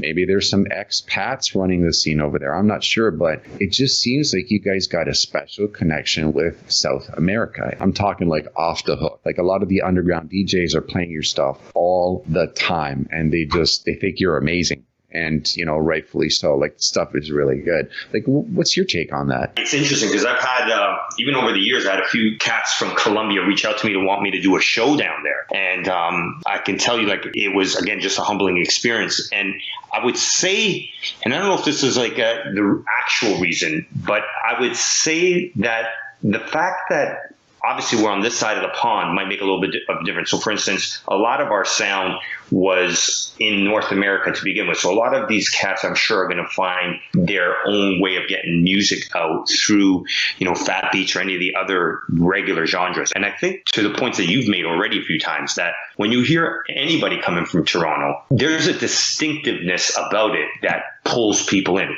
The actual reason why becomes very hard to pinpoint, I would say. But whenever you create something distinctive and then you follow it up with like a certain attitude around it and a certain like aggressiveness at the same time that it has a certain musical sonic quality, I think if those kids are probably growing up with the same kind of people we grew up loving, like for instance, they might have grown up loving Wu-Tang, they may have grown up loving Primo, they may have grown up loving Pete Rock and Seal Smooth or Marley Marl. Like, I would probably say that a lot of those same dudes that are loving us must have grown up loving the same kind of music we did, because that's what we're most influenced by. Like, a lot of times people say to me, hey, Frank, what's mostly responsible for your sound? And for me, I call it like the hip hop triangle. Like, I've said it many times. Like, if it wasn't for Primo, RZA, and Pete Rock, that's kind of like my sound, almost like the moodiness and, you know, eeriness of RZA, the boom bap of Primo mixed with the soul of, you know, Pete Rock all in one record. That's kind of what I try and go for. And then the base of this pyramid is Marley Marl, which is like, it's funky, like it gets you involved. You know what I mean? That's what my particular sound is. And I think a lot of people, if you go back to like the 90s that we were growing up in, I guarantee you, like almost all the artists, whether it's Cardinal, Shot Claire, you know, Red Life, like a bunch of artists that maybe we did or didn't even work, I guarantee you that they all were loving the same sounds that I'm talking about. Like, I can remember DJ X would kill Pete Rock and CL Smooth records, like just absolutely, you know, kill them. Wu-Tang was like, come on, we already know, like Wu-Tang was like a phenom beyond, right? Sure, yeah. And Primo, like the amount of records that Primo has touched, like, and I'm going to say something that may or shouldn't even be controversial, but when Come Clean dropped, you know, with J-Roo, there wasn't a single record that was that like impactful, I think, at a moment in time, which was like, it just made you say, like, what the hell is that? Like, it just like shakes you to the core. Like, when it came out, I could almost make an argument to say that it was single-handedly maybe the best beat ever created for golden era hip hop. Like, it has all those elements. It's eerie, it's boom bap, there's a soulfulness about it. It's like, it's crazy. You know what I mean? And I think if I'm putting a finger on it, I would say these folks from South America or wherever else in the world, they're all in love with the same thing I'm in love with. Like, those kind of records, like when you hear Cash Rules Everything Around Me, Cream, it's undeniable. Like the record is just undeniably good. You know what I mean? Pete Rock's "You Reminisce Over You." Like, think about "Reminisce" as probably for golden era hip hop heads one of the best instrumental songs maybe ever created. I would argue to say as well. And you think of that's what an amazing track. Yeah, absolutely. Right? I agree. Yeah. And if you think of the elements that "Reminisce Over You" has, you almost have to say that it has the moodiness and the eeriness of, like, you know what I mean, what a Wu-Tang record could have, because the way the horns are and the whole, you know, it's around Trouble T-Roy, like the guy who dies, their boy. You think of like the soulfulness of Pete Rock in it, and then if you listen to the drums, they're boom bap all day long. So when you start to understand that even those guys are all sharing that triangle, and when they get the triangle right, it moves everybody. Like, you can't deny, like, for instance, like Biggie's "Who Shot Ya?" If you listen to that beat, the "Who Shot Ya" beat on Biggie's, you can't deny that it has those things. It's eerie, it's boom bap, it's soulful. There's some of the best records I think that we all actually really can unanimously say, like, oh yeah, when I heard "Reminisce," dude, that's beyond. When I heard "Come Clean," oh yeah, I get what you're talking about. Like, that's just ridiculous. Like, there's certain records that you give them to anybody and they're like, you can't deny them. These tracks that anchor the scene, people just use these as central points to focus on. And it's almost like they have these sonic lifelines out to all the artists, and they keep coming back there to draw inspiration from and just keep, you know, building on that and sharing their own unique talents and things like that. Yeah, it's pretty amazing. Yeah, I mean, I can tell you, I was at DJ X used to have something called the barbecue, which is like every Saturday or every few Saturdays, he would have, like, you know, rent out a club and play hip hop all night long. And like everybody that was into the scene would be there. And I got to tell you, like, every time he dropped "Reminisce Over You," he'd been playing hip hop all night. But when he drops that record, the entire club stops, puts their hands in the air, whether they're puffing, whatever they're puffing. And the whole club just stops when "Reminisce Over You" comes up. Like, that is, like, you know, if I have to tell you, like, whenever I try and make a record, whether it's "The Rain Is Gone," I try and go after that spirituality if I can get there. Now, I don't always get there, but I'll die trying on that mountain, if you get what I'm saying. Like, absolutely. You know, we call it like the hunt for the perfect beat. We may never get it, but dude, it's fun trying to go after it. That's really what I try and do all the time. And that's maybe why, like I said, anybody who shares this philosophy, whether they're in South America, UK, or whatever, I have a feeling that they're in line with that vibe, like what we share, which is like, yeah, these guys get it, and that's why they're compelled by it the same way we are. Quick question. With regards to the stuff that you have in your music vault that you've amassed over the years, what are your plans with that? So what I've been trying to do over the last little bit is gradually bring people up to speed with all the material that they haven't heard. Okay. And I didn't want to just drop it on them without having like the evolution of it, right? So the plan is for me to still release that Agony and the Ecstasy album that no one ever got to hear. So there's a few tracks that they have heard, like for instance, Greed, which is on my YouTube channel, the Bahamadia track, you know, So Fresh with Rust. There's like, I would say about 3 or 4 joints that I had already over the last few years released to sprinkle on people. But there's another, I would say at least, you know, it's in the neighborhood of 6 to 8 tracks that I'm just working out now on when to release them, how to give people a complete composition of the album that I feel I almost deprived the world of. Like the Agony and Ecstasy album should have been released in 2000, you know, in 1999. And I think had it been released under Knowledge Itself at that time, it may have, you know, had a different trajectory, but no time like the present. So, and then to boot, I have, I would say, another 10 or 15 new tracks that were just developed, I would say, in the last 24 months. Like, yeah, I've been working on a ton of new music as well that isn't part of the Agony and Ecstasy experience, but it's almost like the evolution of Frankenstein with that same type feel. You know what I mean? Like where that kind of stuff moves you. And I get it. There's like stuff that's, let's say, released in the last 10 years that still does move me from other artists. Like, you know, when Kanye dropped Jesus Walks, I mean, to me, that's the kind of stuff that's, you know what I mean? It doesn't matter what year it was released in, that will move you, that track, because I think it's similar to what we're talking about. It has the moodiness of RZA, it's got the boom bapness of Primo, and it's got the soulfulness of Pete Rock. You add those 3 elements on any track, anytime, and then you've got a winner every time. I think a lot of us can't wait to hear the new stuff. It's going to be cool when you release that, especially in terms of listening to your progression and the stuff that you've been working on, especially for a lot of us that have been out of the loop, you can say. I was wondering if you can just very briefly touch on working with Thrust on the So Fresh. I think it was the J Swing version or another version. I'm not sure, but how did that come about? So J Swing had approached us to basically work on a track there. Now, the thing is, Thrust and I, for years, we always are recording in one way or another with each other. So we had two versions. We had one where Solitaire is doing the hook in the chorus, which I believe is on my YouTube channel as well, called So Fresh, obviously, with Solitaire doing the chorus. And then the J Swing version is cuts and scratches in the chorus. So that's really the only difference between the two. We did two versions just because at the time, and again, this is around that time where individuals in the chorus over cuts in the chorus was taking precedent, right? So you had a lot more people just like being in the chorus versus like the historical, like just having scratches and cuts in the chorus. So from my perspective, I wanted to give people, a version of each to see which one they gravitate to more. And that's the way that track came about. Like we were doing it for a compilation that J Swing was putting out. And every time Thrust and I sit down and do something in the studio, it's really easy. Like it's just one of those relationships that I don't have to really push or pull to get a great track done because we're on the same vibe, right? Like it happens so organically that it just feels like a glove, right? Like just something that you've always had on your feet, something that just naturally fits into its own puzzle.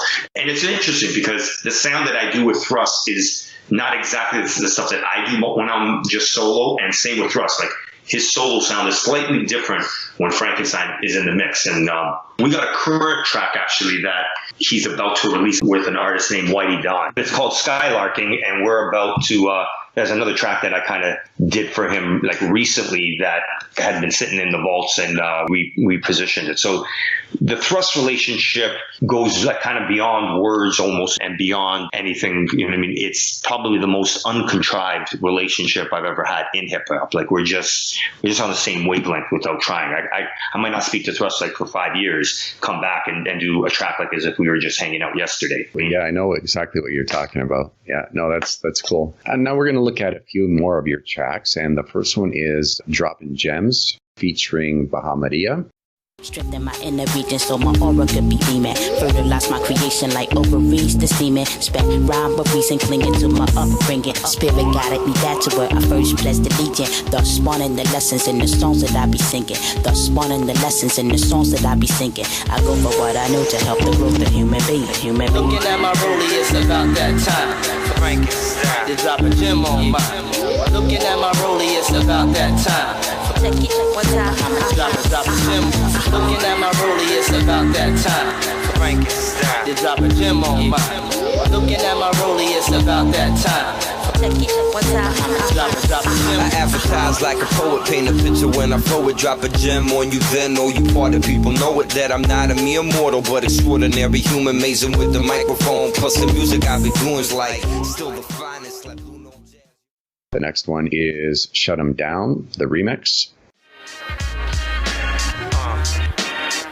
Yo, legendary, y'all. Check it out. I rap for respect, check one, hit the deck. Frankenstein from the laboratory, watch me connect with this hip-hop audience and all that really matters. Respect for the legends and those that come after. Not the sort of rapper that others be made from. Hip-hop is something that you're proud, not ashamed of. The beat's all natural, explodes under pressure when the men are separated from the boys who's fresher. My rhymes are like grains of sand through the hourglass. As time passes and the masses adjust, in God we trust, elevators from the dust. Escape through the mind state, words are glorious. It's extraordinary, the beats are kinda rare. The essence is the flow, the beat is essential. Particularly when you rock the right instrumental. I came to get down, hit the floor and shut them down. The next track that we're going to look at is Agony and Ecstasy.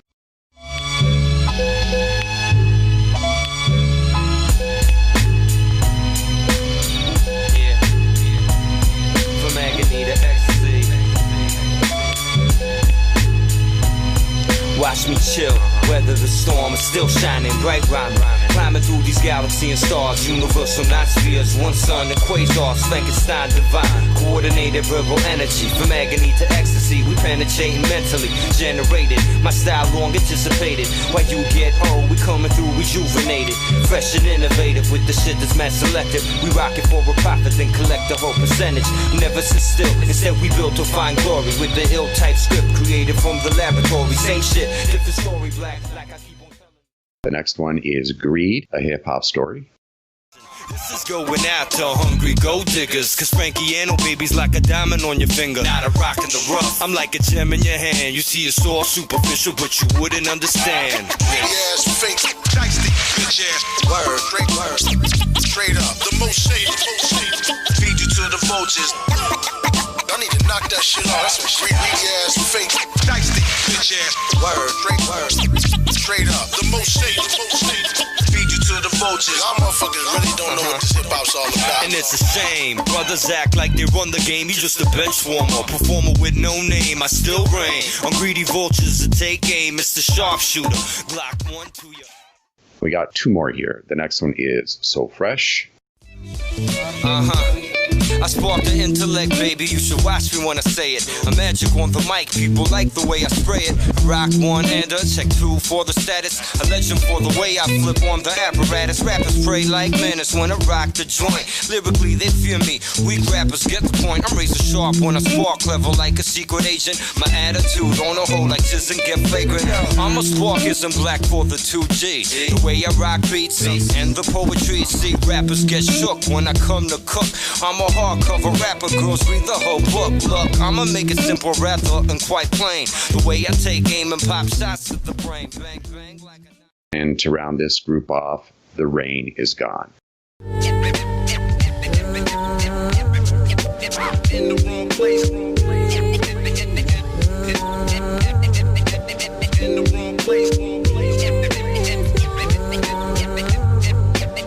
the wrong place. Used to be about the crew, now it's all about you. To try to front kid and act like that shit ain't true. Used to run mad capers, take the papers and chat. All who on stay strong, I had your back to the end. But then things changed. Now we're going to move on to just a few other topics here. Just very briefly, some of the highlights of your career in terms of maybe some artists that you work with that really just shook the house and you're like, wow, I can't believe this is happening. Or maybe some special event that was special and unique that maybe sort of just kept you going or added to that spark of creativity, you know, that you already have. Yeah, you know what? That's a great question. So I'll tell you, and these are like easy because it comes to mind. Like a minute you said, it comes to mind easily. So the real first epic moment for me as far as my career in hip hop had to be that time period that we were in New York shopping our demo. And a cat, which you may be familiar with, he's an icon in New York City, is DJ Eclipse. I don't know if you ever heard of DJ Eclipse. Him, yeah. Right? So DJ Eclipse was working for a record company down there, and he was humble enough to make us sleep in his home. So like we were shopping our demo, and we had come across his label, and he was like, what are you guys doing out here? Like, this is New York City. He's like, where are you guys staying? And like, are we just been like crashing either in our car or like in the parking lots of motels? And he's like, dude, he's like, you can't be doing that. You're going to get killed up here. He's like, I want you to, you're staying at my house tonight, kind of thing. So here's a dude that doesn't know us from Adam, but because we are like hip hop cats and he can see the hunger and passion, I guess, in our eyes, invites us to his home to stay. And it was like a Saturday night. He's like, I'm taking you guys with me tonight. It's a record release party for, and I think it was an artist out of Nervous Records. I can't remember if it was Mad Lion or something like that, but it was like, I'm pretty sure it was a Mad Lion record release party. So he takes us to this party that is like invite only. And I got to tell you, these two kids coming from Toronto, we're in the same room now with EPMD, Special Ed, Brand Nubians, Mary J. Blige, Wu-Tang, KRS-One, like the entire hip hop scene of New York, it seemed like, was in this building.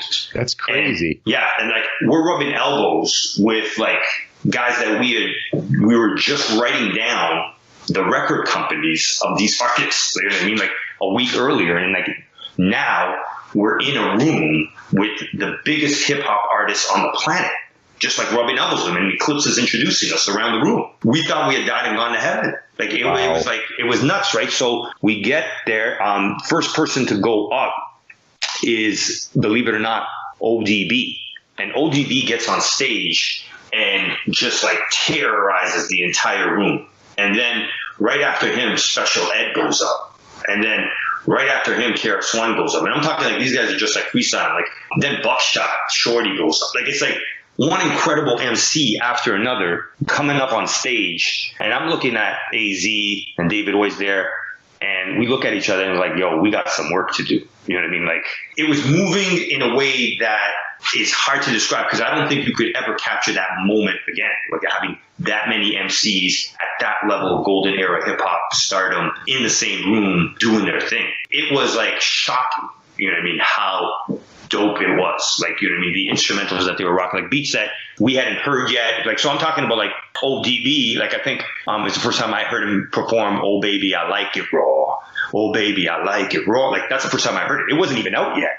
He was performing his album before the album comes out, and we ended up hearing it later. KRS-One did the same thing. Like there was a bunch of like tracks that he was rocking on stage. We're like, we never heard this shit. Like, what is this? And then like, you know, in the coming subsequent months and stuff, it's like KRS-One releases. So it was, you know, it was crazy, like to us, you know what I mean? So that was definitely like the most impactful. I'll probably say the second most one was when Biggie came to Toronto for the first time to perform. It was in a Jamaican food court in the city. And the promoter, I'm not going to say his name to maybe save him some embarrassment, but the promoter has sold way more tickets than the capacity of the building would even allow.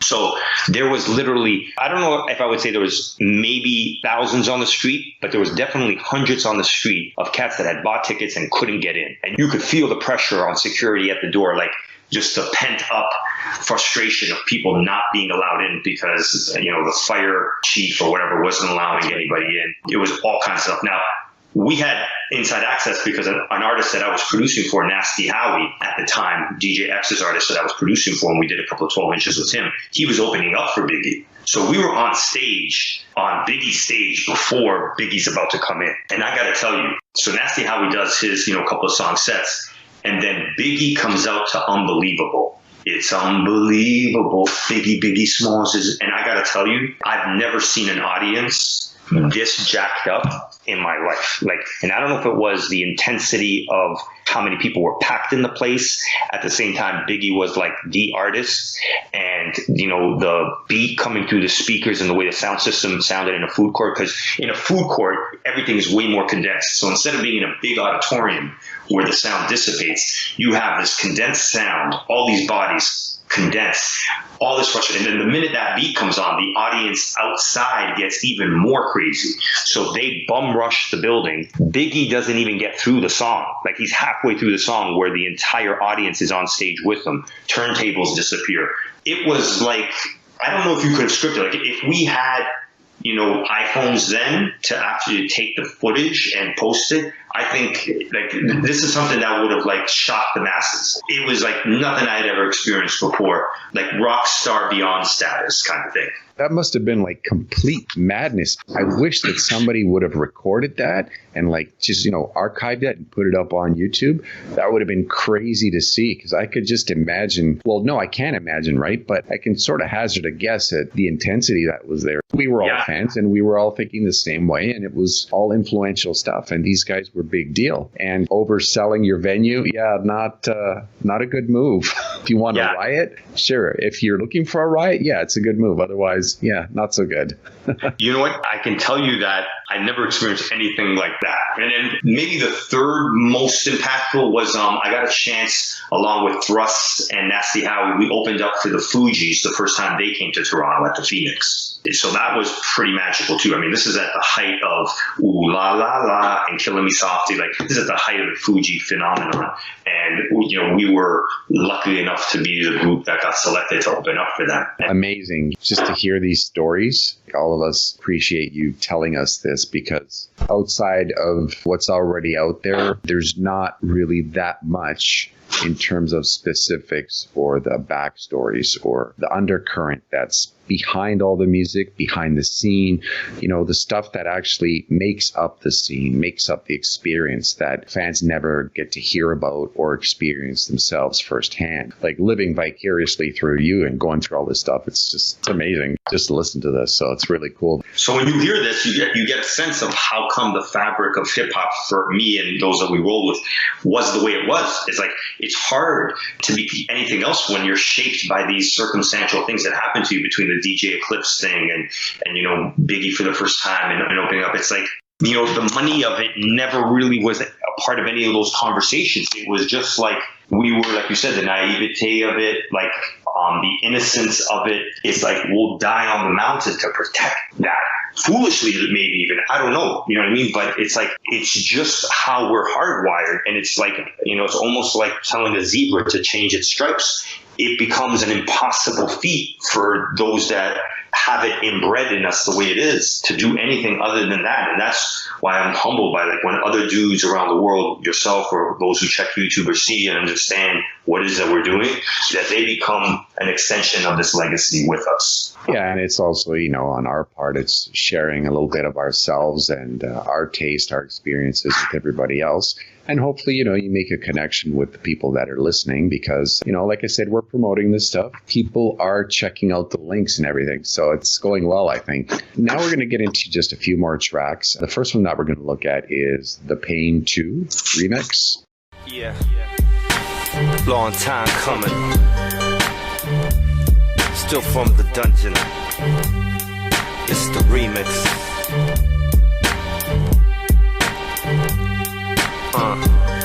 Somebody should have told you. Wood life, can't stand the pain or the struggle. No matter what I do, dog, I seem to find trouble. Shit from my past, evil deeds that I've done. Can't correct shit with a gun. Maybe I should run, maybe I should hide. Maybe I should chill, work a 9 to 5. I put the knife away and live right another day. Looking for the silver lining, but I only see gray. I never shoot the rock or the puff. While cats come around my way nowadays acting rough. Poison the brains, hooked on the chemical. They don't give a shit, see, the whole world's trivial. Next one is Frankenstein featuring Grimace Love combined with Frankenstein. Check it out. One for the money, don't front. I got you open, rock the spot real hot and burn you up like global warming. Intricate when I speak it, write it then I freak it. Let's send this party out. Tell me that I'm sweet kid. In my NOTs when I'm rocking MICs, just chilling, parlay still while we flexing poetry. This is wise MC, combining with intelligence. Come in my circle, cipher black, what's circumference? Ladies tell me that they need it, rock my style, then repeat it. Massage your whole frame like my flow is orthopedic. This Frankenstein is a knowledge, multiply the wisdom, so you can get it straight and calibrate your inner system. I be rotten to the core, even more than you imagine. So the rappers rapping, guaranteeing satisfaction. I'm blasting, coming through with this verbal action, knocking suckers out of date like your mom is old fashioned. I watch your back, you watch mine. Drop a line, grim lover combined with the Frankenstein. Ayo, I watch your back, you watch mine. Drop a line, grim lover combined with the Frankenstein. The next one is Frankenstein featuring Chuck Lair, So High. Yeah, Frankiano, right, y'all. Check me out, y'all. You don't stop.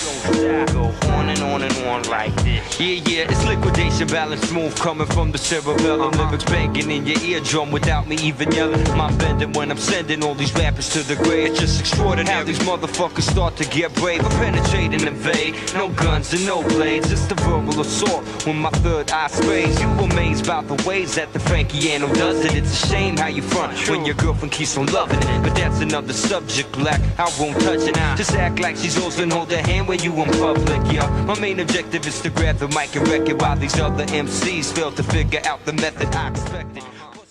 The next one is Frankenstein featuring Luminous, Oxygen. That ill shit. Yo, this the remix, B. Yo, check my man. Yo, who's my man? The words I manifest are blessed to feel right. I bring life when I breathe into the mic. The main field, the spiel, or the course. It's spin your head like an aircraft G-force. Speaking of shit, boy, you just might regret. I break up your crew like the Soviets. yet. And drop heads so they all fall. Not like Humpty Dumpty or the Berlin Wall. Cause oxygen forms almost every time I speak. You could try 24 or 7 days a week, another 365, and you still couldn't get near. Cause you couldn't sound fresh even on a leap year. You could gasp for breath or beg for your death, but don't come near my stage, there's no oxygen. That's right, word is born, rock on, bring it on. It's the oxygen rhyme for your mind. Check it out, we can all check it out. Yeah, if you really wanna know. And the last one to round this group off is Shut 'Em Down Remix, and the original song was by Pete Rock. Shut 'em down. I wreck for respect, check one, hit the deck. Frankenstein from the laboratory, watch me connect with this hip-hop audience and all that really matters. Respect for the legends and those that come after. Not the sort of rapper that others be made from. Hip-hop is something that you're proud, not ashamed of. The sound's all natural, explodes under pressure when the men are separated from the boys who's fresher. My rhymes are like grains of sand through the hourglass. As time passes and the masses adjust, one God we trust, elevate us from the dust, escape through the mind state, words are glorious. It's extraordinary, the beats are kinda rare. The essence is the flow, the beat is essential, particularly when you rock the right instrumental. I assume there's more of a demand for your vinyl over digital downloads. Is that correct? I'm not as, let's say, hip to the digital aspect of like how people are consuming it, but it does seem that for whatever reason, the vinyl part of it, and it could just be obviously because like most things, the vinyl was a lot less manufactured. Like obviously with digital, everything's in stock, meaning you want to download it, you can download it 1,000,000 times or 2 times, right? Absolutely. And I found with everything, like whenever you have a finite limit to something, it all of a sudden makes it more sought after simply because of that finite limit. And that was another beauty, I think, of that era, which was if you wanted the record, you had to go get the record. You know what I mean? Like you could obviously record it off a radio and tape it, and that had its own sound, but nothing replaces touching vinyl and playing it yourself as you put your hands on those grooves. So sure. I think there's an intimacy around vinyl in general that's not just obviously, precluded to myself, but the experience of playing music with vinyl is uniquely different compared to what a digital experience is. And I think that when people just listen to Frankenstein digitally, or any other artist for that matter, a big part of the intimacy between you, the music, and the artist who made it vanishes a bit. You're just not touching it. Like there's a difference between touching a piece of vinyl, putting the needle on the record, and then, even messing with the record yourself, as DJs often do, right? Where they can stop the record where they want, rewind it back when they want, but they're touching it at the same time. It's almost like the listener becomes a performer themselves in the play. The listener becomes their own version of that. And, another way of saying it is like there's always a difference between watching the movie and reading the book. And that analogy, held true for the longest time, because if I said to you right now, hey, I want you to imagine walking on a beach with the sand in your feet and the water rolling up on it with the wind blowing on you and the sun shining, the listener is creating their own beach. They're creating their own version of what sand feels like on their feet. Like that entire experience becomes personal because I'm giving you the image, but you're creating it in your own mind. Music can be that way when you start to touch it and feel it your own way. When you take all that away, when you're saying, well, no, this is the beach I want you to look at. No, this is the sand and the way it looks at. And this is like, I wouldn't have thought about that at all. And all of a sudden, you've just changed the experience.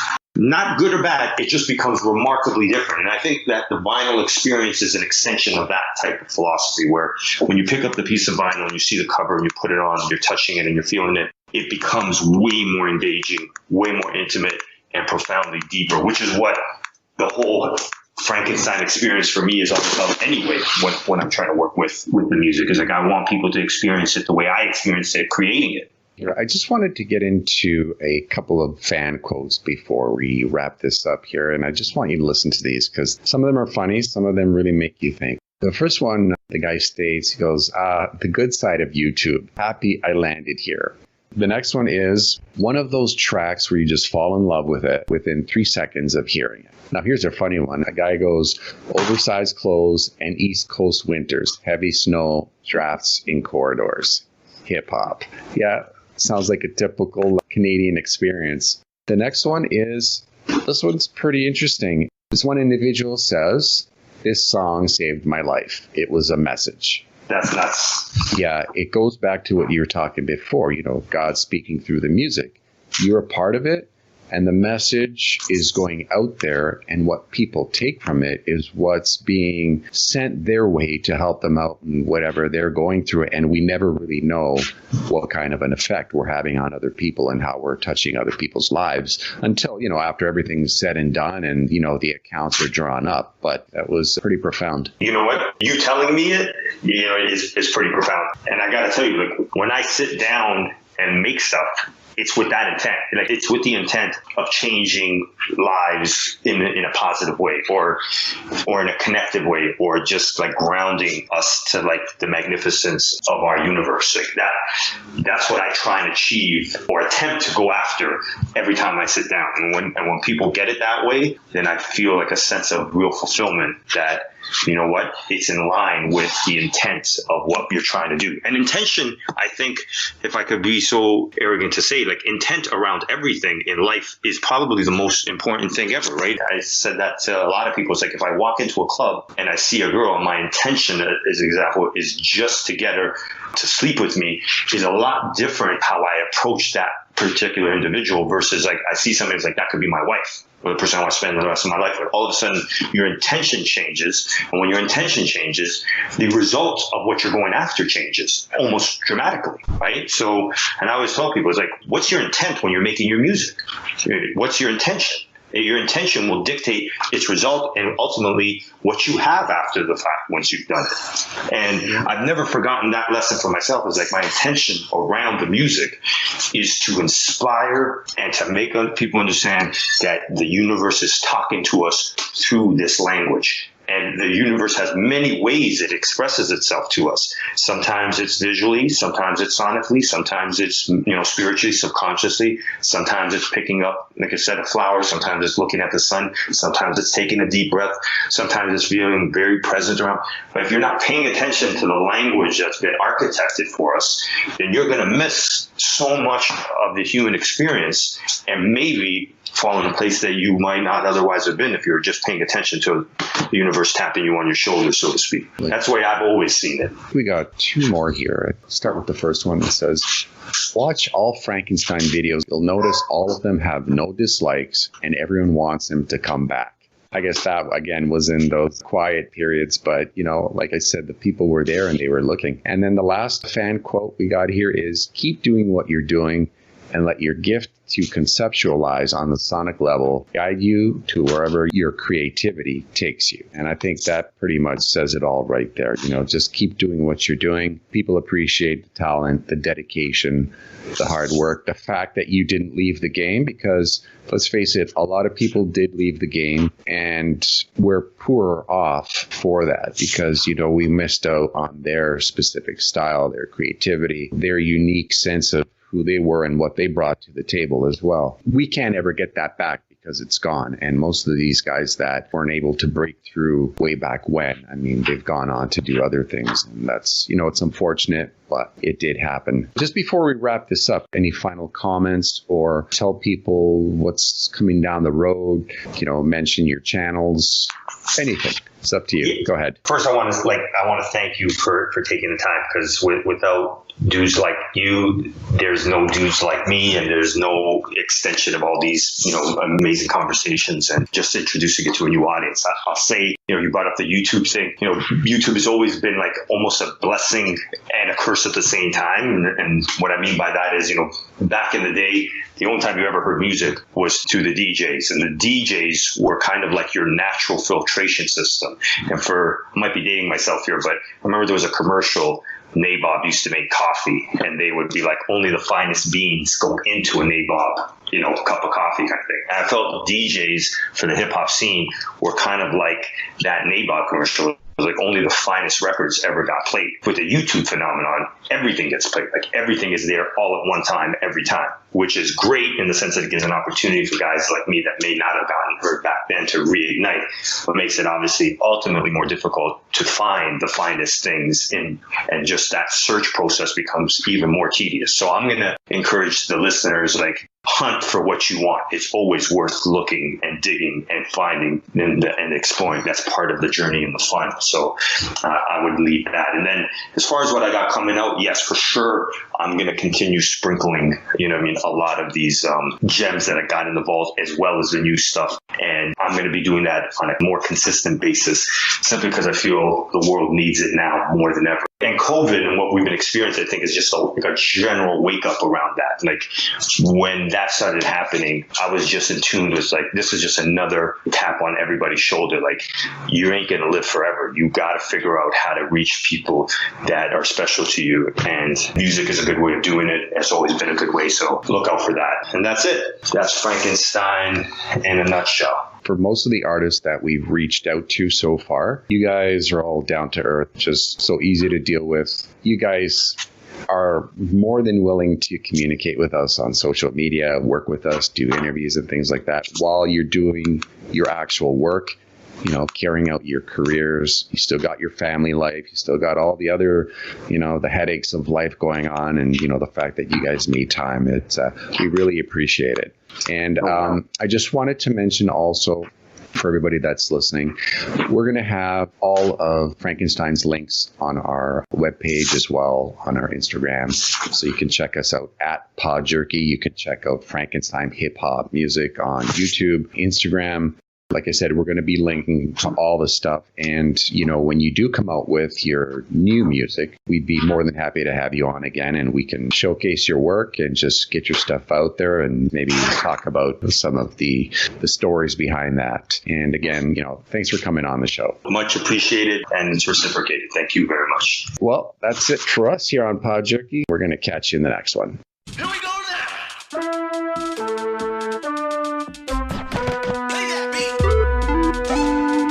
PodJerky.